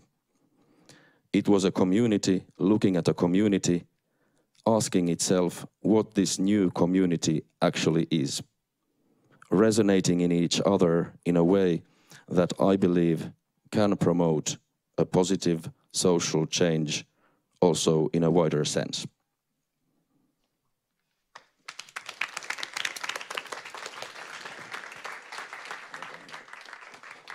Thank you, Jussi. Riku, I will just say, our research project produced this policy brief, so we have it for you if you like. It's only in Finnish, unfortunately. Yes. So yes, good. Thank you, Jussi. And then we go forward with next talk, which is by Ville Sandqvist and Helena Korpela. Ville is an actor, researcher, pedagogue, and Helena is a theater teacher and drama instructor. And they have been working together in Palestine.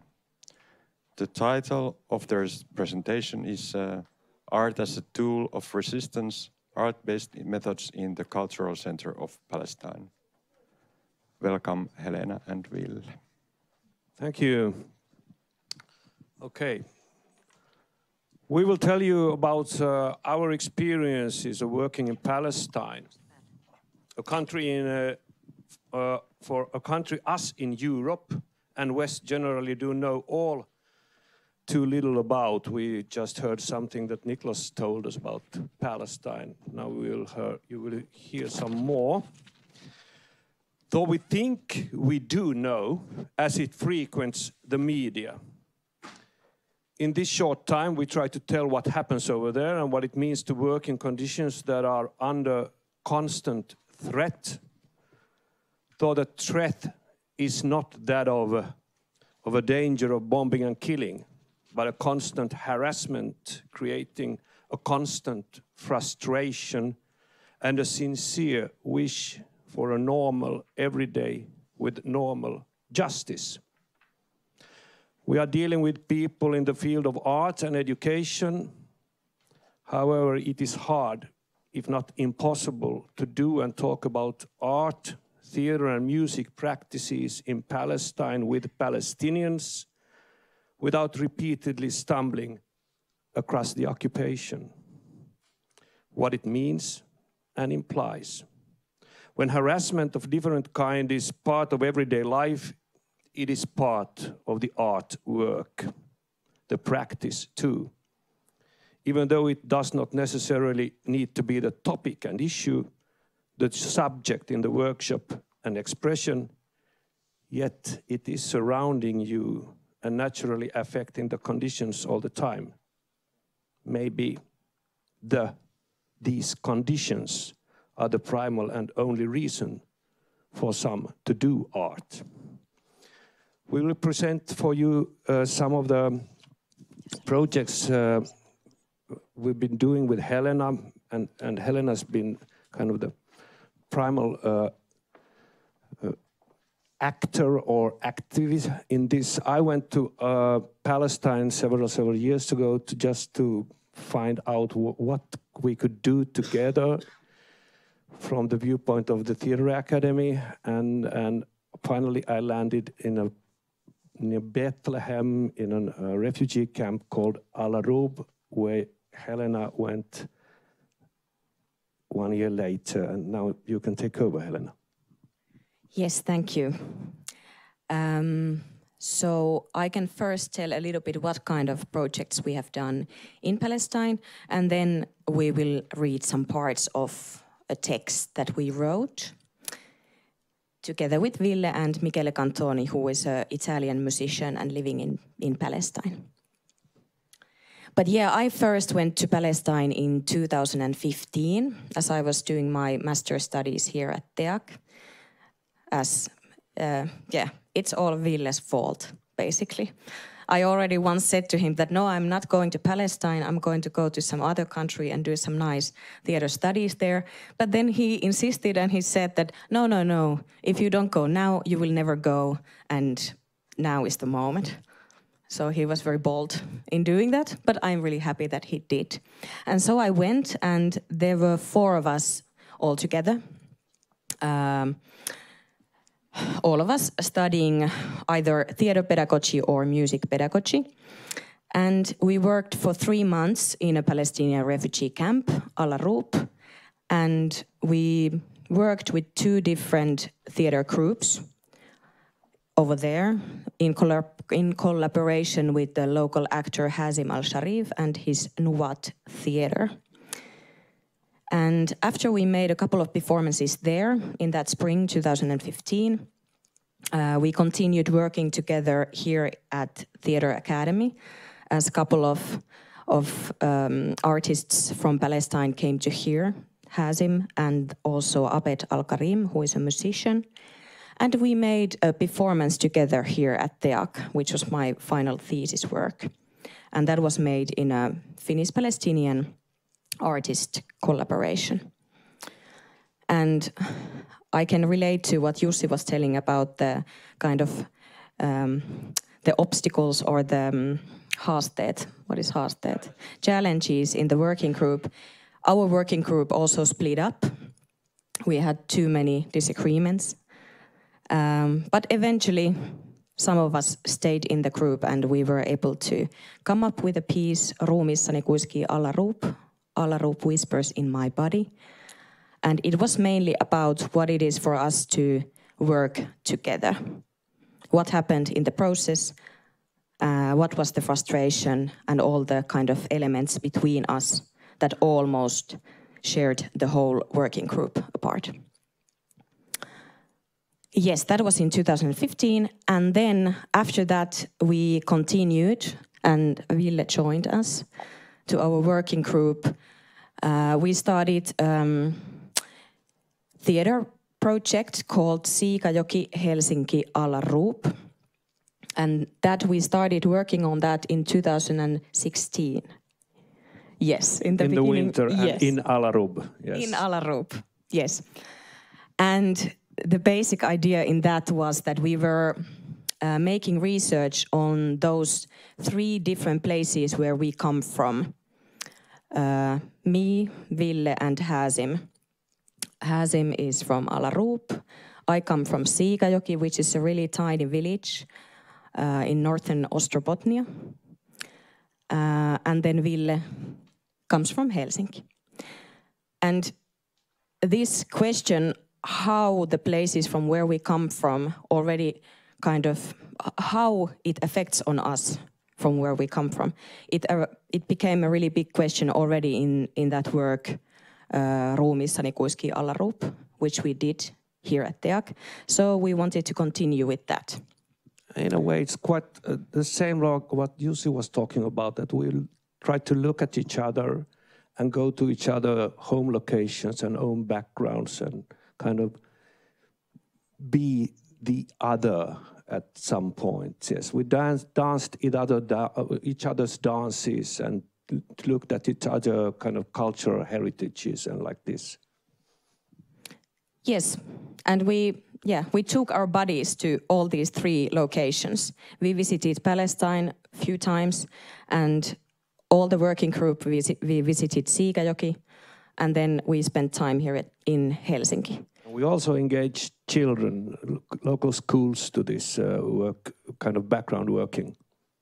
Yes, we had these so-called kummiluokat, like God children or young people. I don't know what is kummi in English. Does somebody know a better translation? Godparents. So they were our like godchildren in this project. Youngsters from Siikajoki and Helsinki and Alarub. And there were like 3 different periods in this project. One was video blog that we did, and we made small videos about the everyday life in these 3 different locations. Then we had these workshops with these young people, where they were also in contact with each other. And then a third one was a performance called Sahra, Erämaa, which was then kind of an outcome of this process. Do you want to say something about Sahra, Ville? I could just use all the time to talk about Sahra, but it was very nice that we had the chance to perform it. We had actually exactly a year ago, the premiere was in Stoa here in Helsinki, the big hall over there, and we had 2 performances over there. And then we had 3 performances in Siikajoki later in the autumn, and now in May. And these pictures are actually from that trip. We went to Alarub, to Palestine, with a group of live art and performance study students. Ray Langenbach arranged a symposium in Palestine and Israel, and we performed it, a kind of a little reduced version of this performance. But anyway, the performance was also performed in Alarub, so we've been visiting all these local places, what kind of this story is about. Yes, and as Alarub has been an important place in all these 3 projects that I was telling you about, and as it also is in these pictures that maybe we could start looking now. So I could tell a little bit about that. So it is a refugee camp in the West Bank of occupied Palestine. And at least there is some people who kind of know a little bit about that area. So it's between the cities of Bethlehem and Hebron, but it is its own village. It has. This is Bethlehem now. The first pictures are from Bethlehem. Yeah. Yes, we start from Bethlehem. It's a totally surrounded by walls surrounded town in the occupied area of West Bank. And from about 20 minutes ride, depending a little bit on the traffic, you finally arrive to Alarub, and now we already start to be there. And in the West Bank, there is different kind of areas that you can kind of experience quite different kind of realities, meaning that how you experience or see the occupation in there. And in Alarup, it is there everywhere. It is a village that there is a constant... This is Alarup now, yes. Yes, this is from Alarup and from Hasim's home. So in Alarup, you can really feel the occupation. There is the Israeli military control. It controls the village every day, and it is there present every day. And in practice, you can see and experience it and feel it through tear gas attacks, through sudden home arrests, through roadblocks. And it's kind of a place where situations change very fast, from a peaceful moment to some sort of confrontation or a conflict.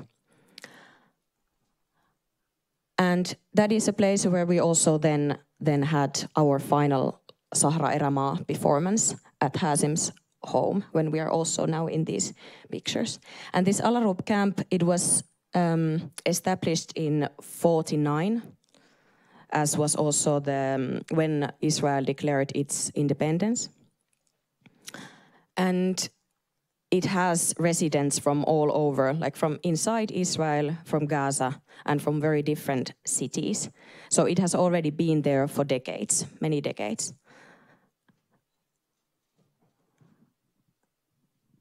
And maybe one other important notion of Alarup is that there is many other, a lot of refugee camps inside West Bank. Some of them might be inside another city, for example, inside a Bethlehem city or inside Ramallah, for example. But Alarup is on its own, kind of. So it's it affects in the life in there that it is on its own, not part of any other bigger city.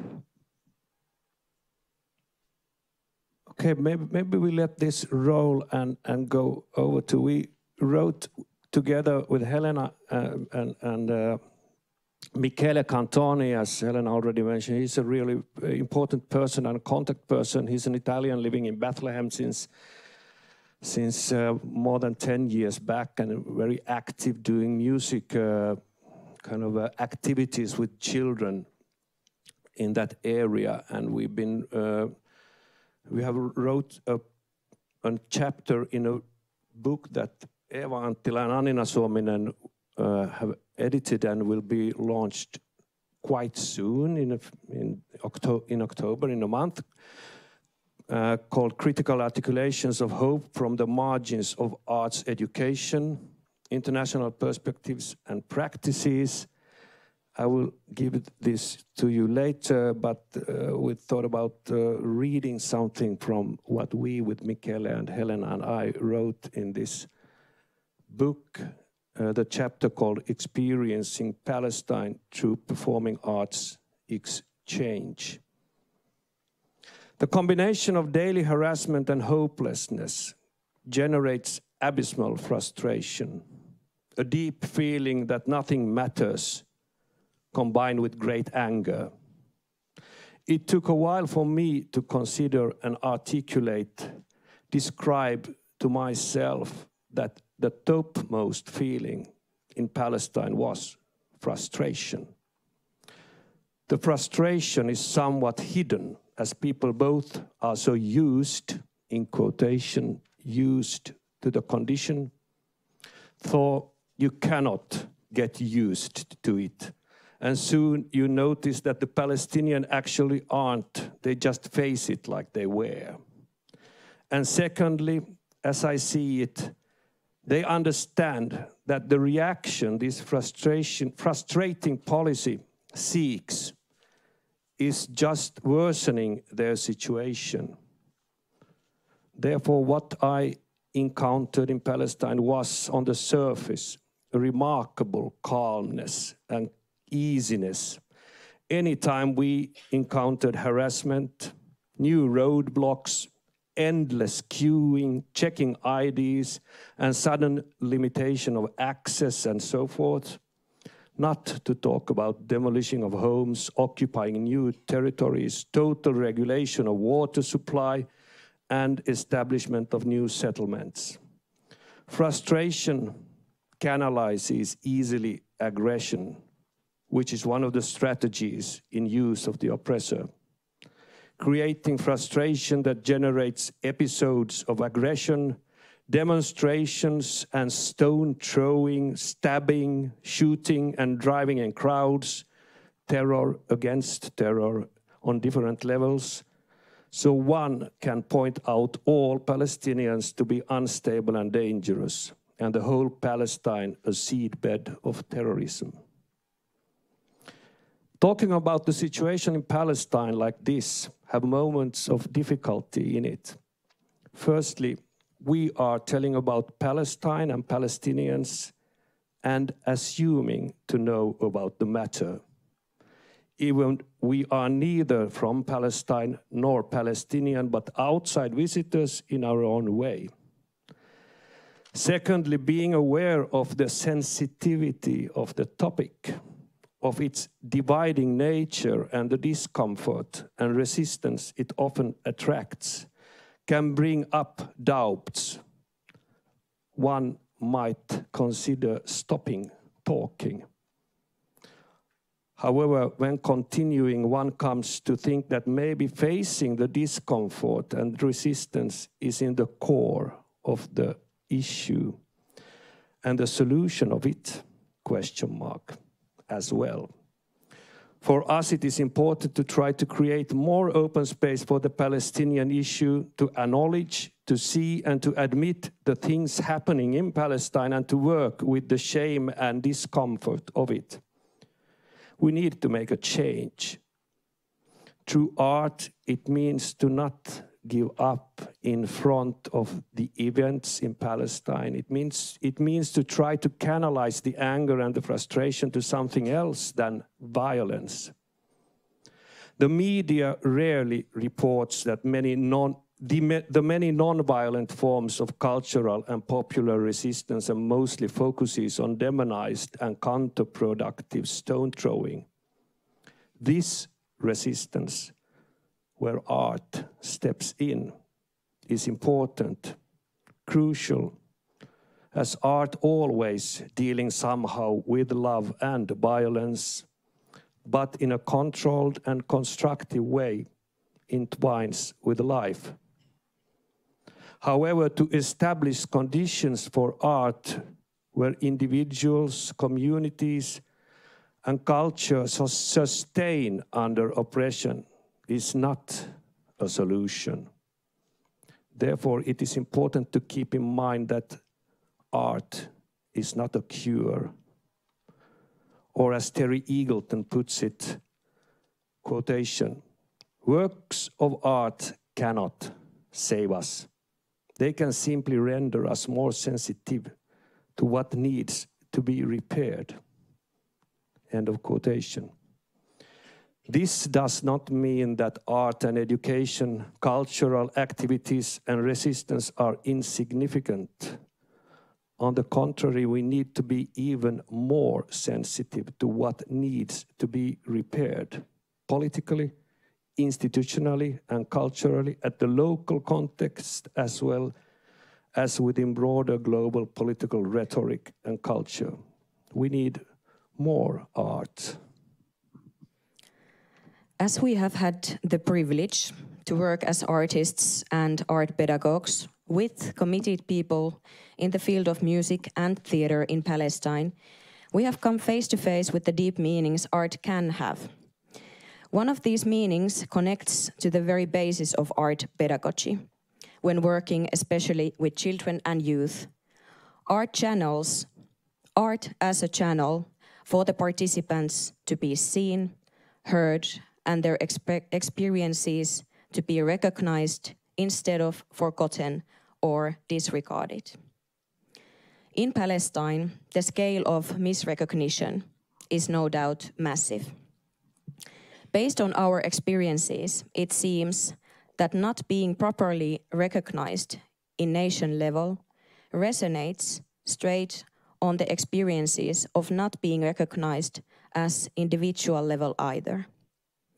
In our view, the participants in Alaroop's theater group wanted to shout out to the world that they exist, to break the stigmas or stereotypes being put on them, and instead show their talent, strength, and value. Other meaning of art relates to the question of resistance, as already mentioned. Art can have a great power as one of the forms of resistance. Already when you focus on art exercises, teach and learn each other's dances and songs, learn to bow and sense the silence together, you form new rituals and create resistance as you support other kind of forces than the forces of occupation or violence.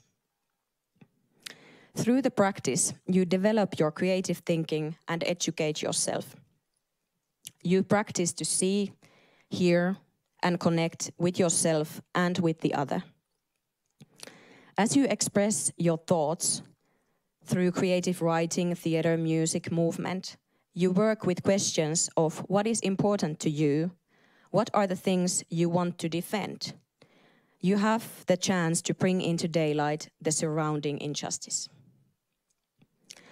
One of the strategies of the 70-year-long oppression, as also mentioned earlier, has been to occupy the history, culture, and cultural heritage of the Palestinian people, and through the fragmentation of the areas to break the social cohesion between the Palestinian people.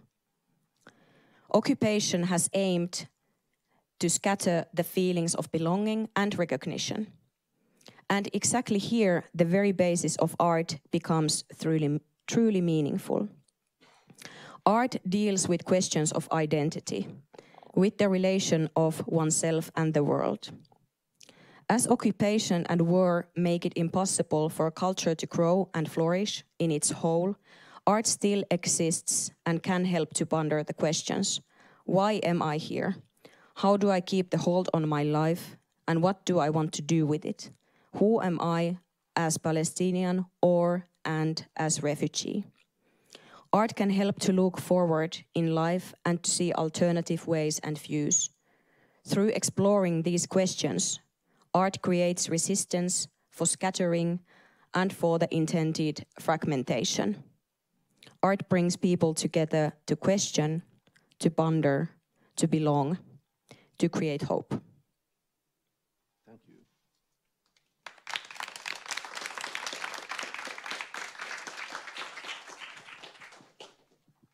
Thank you, Ville. Thank you, Helena. I would like to ask all the presenters, Ville, Helena, Jussi, and Nicholas, to join here in the front.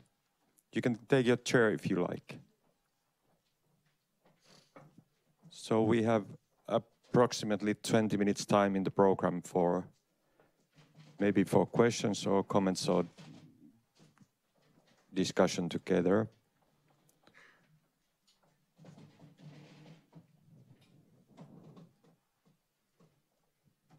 Yes, Kirsi, you can start.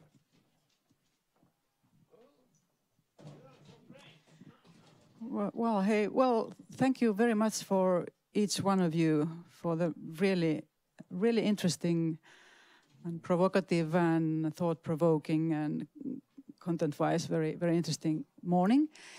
Thank you for being so generous, for sharing your thoughts. I have many questions, but just to pose two maybe for you, Jussi and Helena first. Two part of the question. Can you a bit elaborate more that how did those Palestinians that you met, how did they felt about the fact that the two artists from Western world and from free society are coming in and doing a project there, and then they are free to go away and to go on their lives in these free societies? A bit about this thing, and then the second one, a bit coming with that question is that can you reflect or say that what do you think that were the things that you brought there in terms of knowledge or in terms of how you think of art, and you know, it's a kind of really reflective questions that now you two Westerners from your tradition are going there, and what were the things that you were bringing in? And now I'm talking about making art there. So there were two parts of my question. Thank you. I would like to answer first to the first part, because I think it's a very monimutkainen, complex question, which I think, in my mind, I haven't really solved it, and I think it's we should somehow solve it here, now. And I think there is a way, and I think the way is continuity, to keep going and doing projects. But I felt it when we first went there. I think the first reaction from people were, and especially in Alarup, because there are not that many outsiders going there. To Palestine, there is. People go there, and to Bethlehem and to those cities that are kind of more like also touristic attractions. But to Alarup, not that much, and not so many have been there. And I think there was a really like genuine reaction that people said that thank you for coming. And thank you for making things with us. But also, after the process finished, there was this question in the air that, okay, what now? Now you go back and we stay here. And I think the answer to that is just to keep doing things also in the future. And that is what we have tried to do and what we are trying to do also at the moment, to come up with a strategy or with a very concrete place where we could also in the future go again. And also that we could build a strategy where there can also be people coming again from there to here, that it would be more or less equal exchange of things. But some, like, for example, from Hazim and Abed, of course, these are just two individuals. Abed is now in Sweden. He decided to make that kind of choices in his life. And Hazim is here in Helsinki. It's, of course, this is not like the general picture is that there is the occupation and it stops people from having their free movement. And this is the question that we are all the time working on. So, just to comment this, that they need to go back. Many of them also want to go back. It's their home. So it's not so simple that they just want, they also just want to raise the picture and get us aware of what's going on. But this is something that you, Nicholas, talked much about, this cultural appropriation. That are we going there, doing the fancy things with them, and then we leave and we are getting kind of, it's also colonization. But do you want also to comment this, Jussi? What? I think the question was from... I was asking that, what do you think as an artist that you brought there? I mean, with your knowledge or artistic means or so. And of course, as you spotted, there might be a bit of critical question of colonializing ways of bringing your artistic ideas into some other place, but maybe not. That's what I was asking, that how do you reflect that? I can only kind of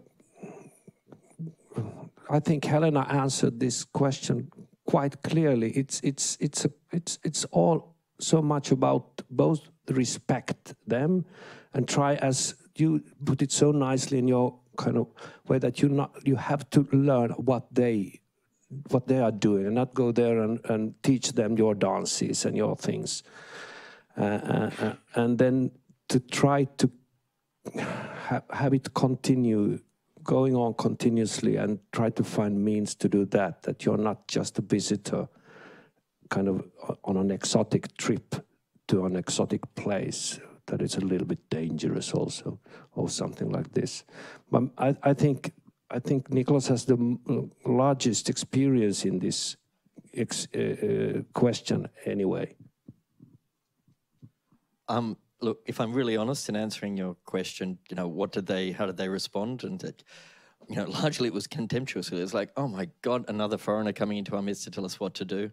And I was like, yes, sucker, it's your turn. I'm here and, I'm working my way around the world and I'm up to Palestine. So you're going to have to put up with me. I'm here for a little while. I'm really obnoxious. Everybody agrees. So it's not just you that is having to deal with this strangeness. I think I'm being facetious, but part of it is in that negotiation is putting it onto the table saying, look, I'm not here as the West. I'm just here as strangeness again. And actually, I'm here because I do believe that idea of strangeness is a really important thing in every society. And maybe with a missionary zeal, I'm just taking that strangeness around.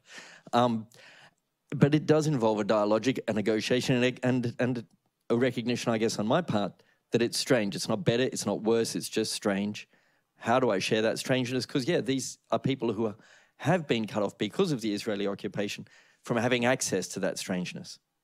And it's just as brutal and unfair to not let them have it from that concern. So I think, it's not like there's a perfect situation where they say, oh, yeah, great, thanks, you come, we need your skills, or, oh, no, stay away, we don't want that, but it's just, we're all strange. Okay, short comment from Kirsi, sitten Kai and Alan. Just very shortly, my question is referring to the history of classical ballet, the history of dance, because it has been so, kind of the classical ballet has been taken into all over the world. So and I'm really, really critical towards this colonializing way of bringing this kind of dance to all over the world. So it was this history why I asked this. Yeah. I mean, I didn't go there to stage Giselle, if that helps.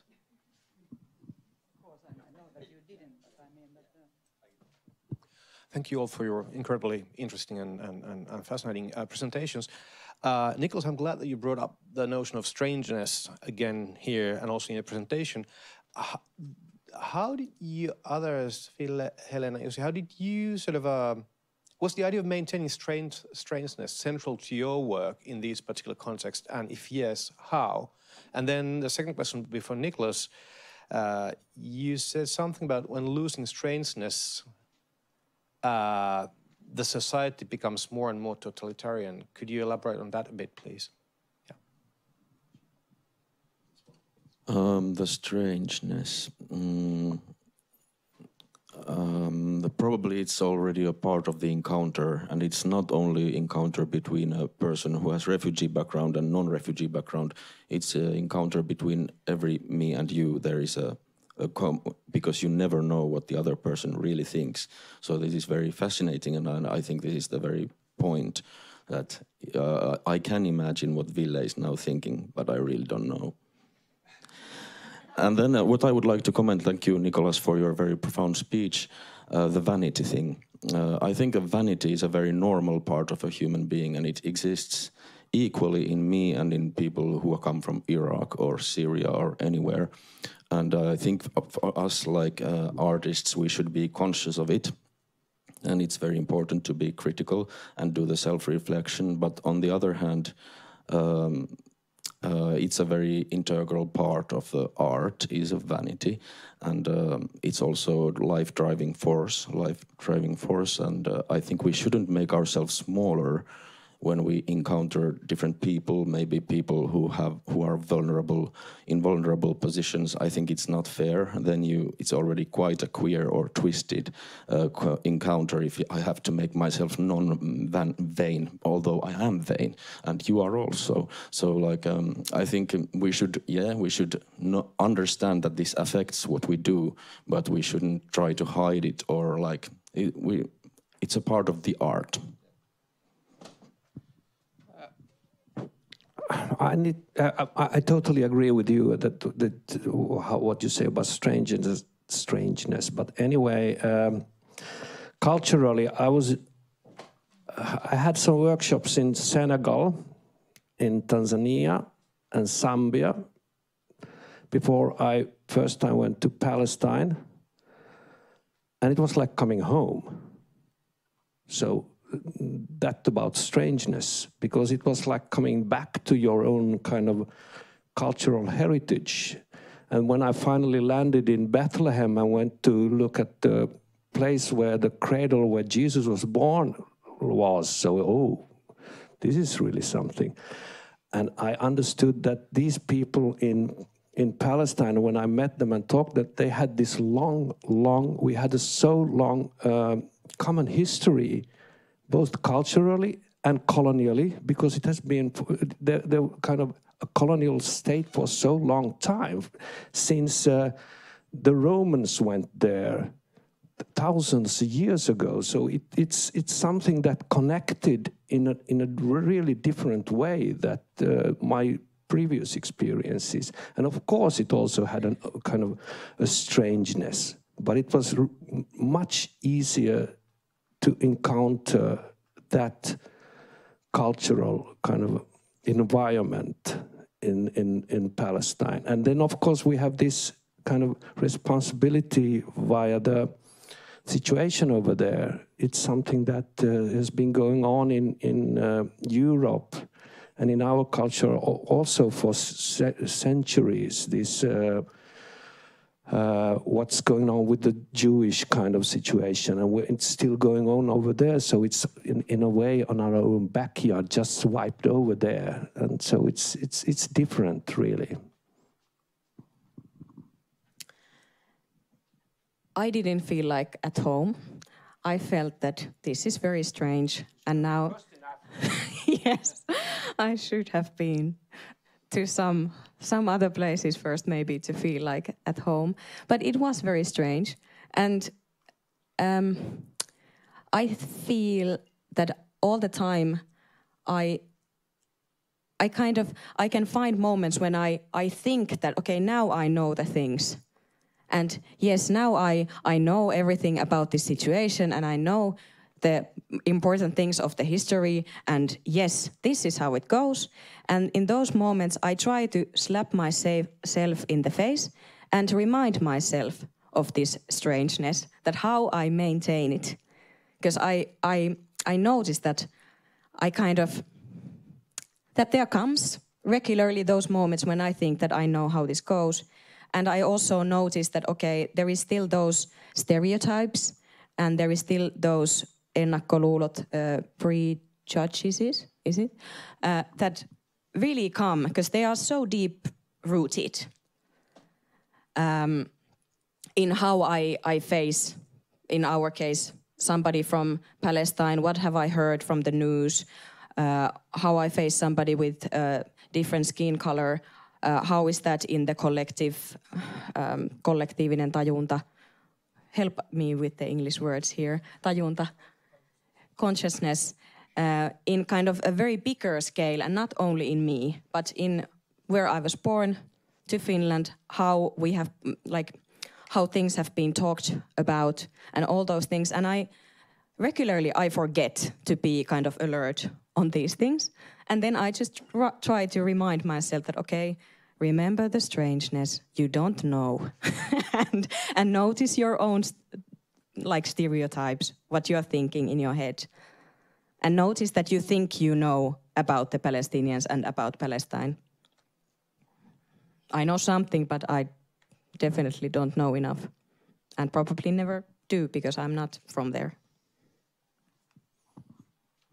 Okay.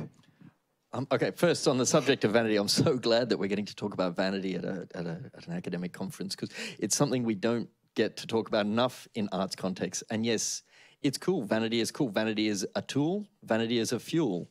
It is a means that helps drive us a lot as artists. And to try to deny it, and especially in arts pedagogy, to try to deny it is very destructive. It's simply about bringing awareness to it and saying, okay, how's vanity playing out in this scenario? Oh, cool. Okay, that's there. But yeah, again, and I know in Finland especially, there's those Lutheran kind of roots that are going to just stop you from wanting to feel good about vain, but it's good. It's cool. Just, let it out there. So good that we're talking about vanity. I'd love that to go on. On totalitarianism, Yes. Look, I'm going to dive to quantitative research now because it's really useful. I'm going to make up a statistic. I'm going to say 90% of dancers that I see, I think of as fascist. It's a random number, but I'll put it there. And I think they're fascist because they're so much about, not dancers, the actual performances of dance. They're perpetuating a fascist ideology of conformity, of everybody somehow managing to be the same. And it's terribly unpleasant. You know, when I see these rows and rows of people with the same legs, same shape, and it's like, what is at all nice about that? And if I want to challenge it, and if I ever get a bit scared, because I know I've got an inner fascist in myself that feels a bit safe around things, but right now, okay, I'm going to imagine you all looking exactly like me. Wow. All of you in the little red check shirt. It's so ugly. Like, it's just really scary to look at this room and think you are all exactly looking like me right now. It's such an overwhelmingly frightening thing that it pushes me to think, okay, how do we challenge this idea that somehow insidiously we are trying to push this desire for us to be just a bit more like each other?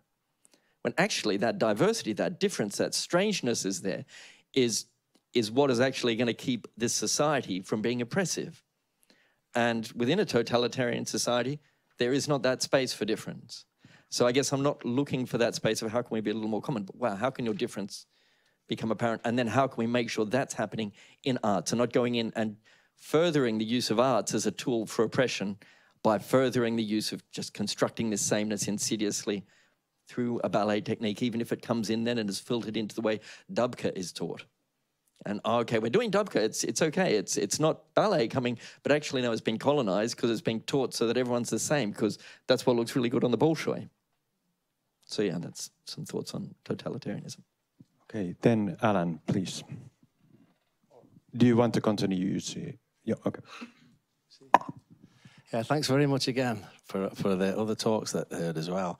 I guess I'm going with you in terms of the strangeness, and I guess the arts is making the strange familiar and the familiar strange. That resonance. I'll put another case for the relational and the long-term relational again, just to throw into the mix. To start work that then you don't know where it leads, and then it leads into a series of relationships that stretch over many years and take us through our art into many different places, seems to me one of the great possibilities that we've got. So if I think of the Palestinian situation, just to share something for a moment, I've been going there since '93, starting in Gaza. And when I first went, I can relate very strongly to all those feelings. And I think, and I did arrive there, and I was very conscious of the things that we're talking about.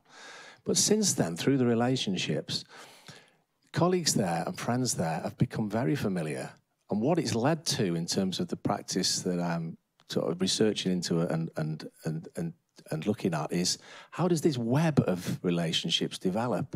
So that we get to the point where we actually do have exchanges coming nearly all of the time, where projects are running over for many years, where in your hometown you get a Friends of Palestine group that meet every second Thursday in the month in the university, in the drama studio, where there's a sort of shift between the academic and the activism and the sense of, wow, yeah, the colleagues here want to come and they want to talk about corruption. What's the level of corruption like in Palestine?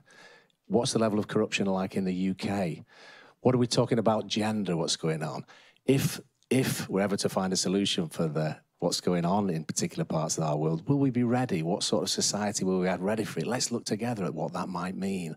And so over a long process, things have become very familiar. Through our art, we keep trying to shake that up and make it strange. But how it can lead into those different places has been fascinating for me. And there have been shocks on the way. Like if I think of Jussi's thing about always throw yourself into someone else, put yourself in someone else's shoes. And in one piece, in Returning to Haifa by Hassan Kanafani, we were doing that piece, and there's a point where you're asked to step in. For example, one piece is step into the shoes of the other. And we sort of found things out about the limits of that, and the possibilities where we can't go. And I think you were pointing very interestingly to some of those limits where we can't go. And the challenge has been, maybe as the last point, is how to be really honest about those limitations and how to make this a very everyday thing. So I'm just expecting, yeah, there will be someone coming next week. and someone will be going over there, and we'll be talking about things that I'll be talking with, like with my neighbour, and we can become very close through a long-term web and ecology of projects that we might develop that are very problematic, that are very troubling, that have moments of cultural dissonance in and bewilderingness within them. But they have some sort of non-stupid hope in the way that they evolve into the future in a way that's, as far as possible, is a partnership with people in a different place. So it's a bit of a long comment, but it was inspired by listening to you and listening to the talk. So thanks again for those. Thank you, Alan. Do you want to comment? Yeah, I'm really glad we're extending this idea on relationships, because there's often this emphasis and this thought that I think it's actually a legacy of our Judeo-Christian obsession with monogamy, that we think if you're going to go into a relationship, it better be long-term and you stay with it. And if you're not, you're failing as a human being. Well, I don't know, maybe I'm a bit promiscuous, but I just feel actually a lot of the really most significant moments in my life have happened in these fairly spontaneous interactions. And I haven't felt the need that, because now I'm not seeing that person or I'm not sustaining a link with them, they've failed me. Like Liz Lerman, had a wonderful workshop with her, a couple of days, did some stuff. Haven't seen her since, or, for 20 years. I don't sort of think, why doesn't she send Christmas cards? No, I think, no, that was great. That really profoundly shifted my life. It was a great moment. And we left in that moment without that further expectation. Now, there are perhaps circumstances and situations where that continuation of relationship is expected and anticipated, and we build up and make promises about it. But then I think also as artists going into communities, we don't need to feel burdened by the fear that, you're just going to be one of those hit-and-run artists who goes in and goes out, and, because you're not sustaining a long-term relationship. Sometimes just that relationship, if it happens, if it's valuable, if it's meaningful for both people, if it's a one-night stand, however you look at it, if it was great and it left you changed and happy, go for it. Don't feel that, no, I'm not allowed to go to that vulnerable group because I have to commit to marriage. Yeah. Okay, thank you. I think we take still one more question from Kirsi. Yeah, thank you, all of you. I'm wondering here, how you speak, if the people with whom you have been doing your work is here through the stream, like in this room, how will that change your way of speaking? I don't know, this is just like, I'm wondering this kind of... Also, when I did my speech, I was wondering if the people were there looking at me and talking. I think if my other home people would be here, I would give them a chance to talk for themselves, but I would probably keep the same speech for my part. Yeah, I don't know if this exactly answers your question. Probably I would be doing the same speech also, but I was thinking about this strangeness and looking at again at our kind of community in this room now. It's not so diverse that it could be. This is a problem that comes up frequently. It gets better here at the Theatre Academy and in Helsinki and the Uni Arts and whatever, but it could be more diverse. This is a very elite situation. We're sitting here talking about issues that considers people that are not present, and I find it problematic. For sure, it's problematic.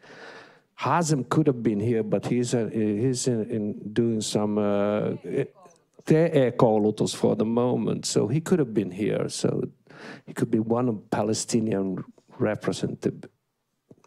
Anyway, he's in TE-koulutus, and that's more important, perhaps, for him.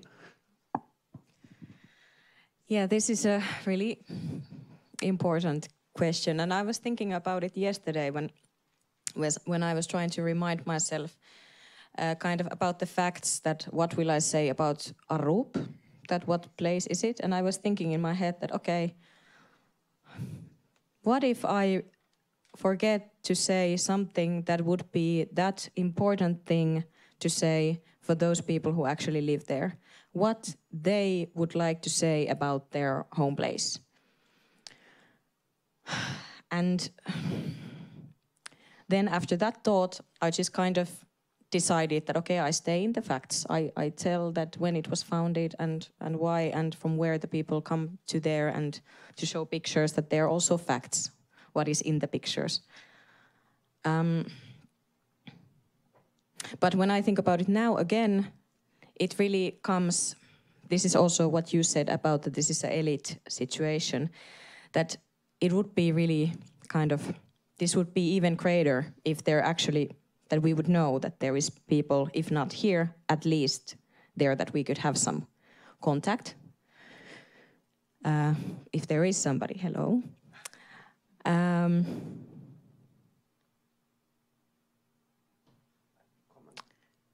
Yeah, there was something in my mind, but when I remember it, I could comment. This is a really tricky question. Part of our performance, when we created it and were in the process, there came up this idea of streaming it to Alarub, live stream it, and also to make a contact with the audience and the people in Alarub. So finally we had in our performance, we had a situation, because we had a canvas, a screen, so we saw people looking at our audience, and we had a kind of direct streamed contact with the people in Alarub. And it was a really kind of a touching moment. And then they suggested from Alarub in the first opening night that one of the small boys in Alarub, there was on the street there, he wanted to sing and he sang. And it was really touching. It went on longer than we had expected, the whole thing. And then we got really critical feedback of that this was cultural appropriation, that we were using them, showing them in this refugee camp from 48, 49 in the occupied area, sitting in stoa, nice chairs and whatever, and having direct contact.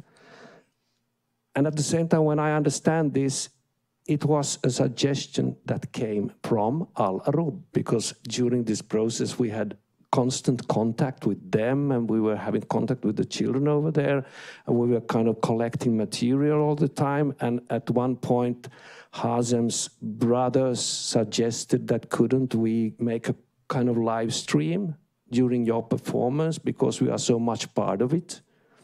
Oh, it's a nice suggestion. So it's so tricky, because then we in Finland think that this is cultural appropriation. They don't think it is. And who thinks, and who kind of evaluates, kind of assesses these situations? I don't know. But yeah, this is an open question. Yes, I think our time is up, but if there is still, Nicholas or Jussi, if you want to comment very shortly. Yeah, very shortly, that I think the more heterogeneous this kind of community of artists would be, the better. But on the other hand, like if we organize this kind of a seminar and we want to do it together with all the communities, it would probably be quite different. And I think it's also valuable that we take a point of view of us who are professionals and who are aiming at developing this kind of thing in the society. So it's also valuable. So there is kind of always yeah and no. Yeah, I agree. It's a really complex issue, and it comes down to representation and how people are represented, who has the right to represent them, and in what forums and in what ways they're represented. And I guess my very not an imperfect way of trying to address that has become more and more self-absorbed, in a sense that, and I think that's probably how history is going to judge me when I look at how the writings I'm doing and the presentations I do basically focus on saying, well, what's been my experience of that encounter, rather than trying to say this is what they had and that's what happened to them, or this is who they were, but saying this in every kind of moment, and it's through this phenomenological inquiry, this arts-based inquiry of saying, well, all I can tell you about is what I experienced when I was with them. Now, it can, on that one level, again, go back to the vanity of, oh, it seems to be all about you, but it isn't a way of negotiating that, of saying, well, actually, all I can give you is my experience of that encounter, and it's not a representation of that group of people. But I agree in this kind of also science academic context, we often feel pushed to say, well, you've got to give a representation of them because that's what the funders want, that's what the people want. How are you actually coming back and giving this objective reality? And I was just saying, no, I can't do that. I'll just tell you my stories of the encounters.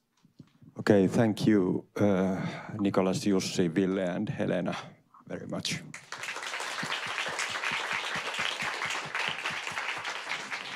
And now it's lunchtime, and program continues after that. Is it here, 7 or 9? I think so.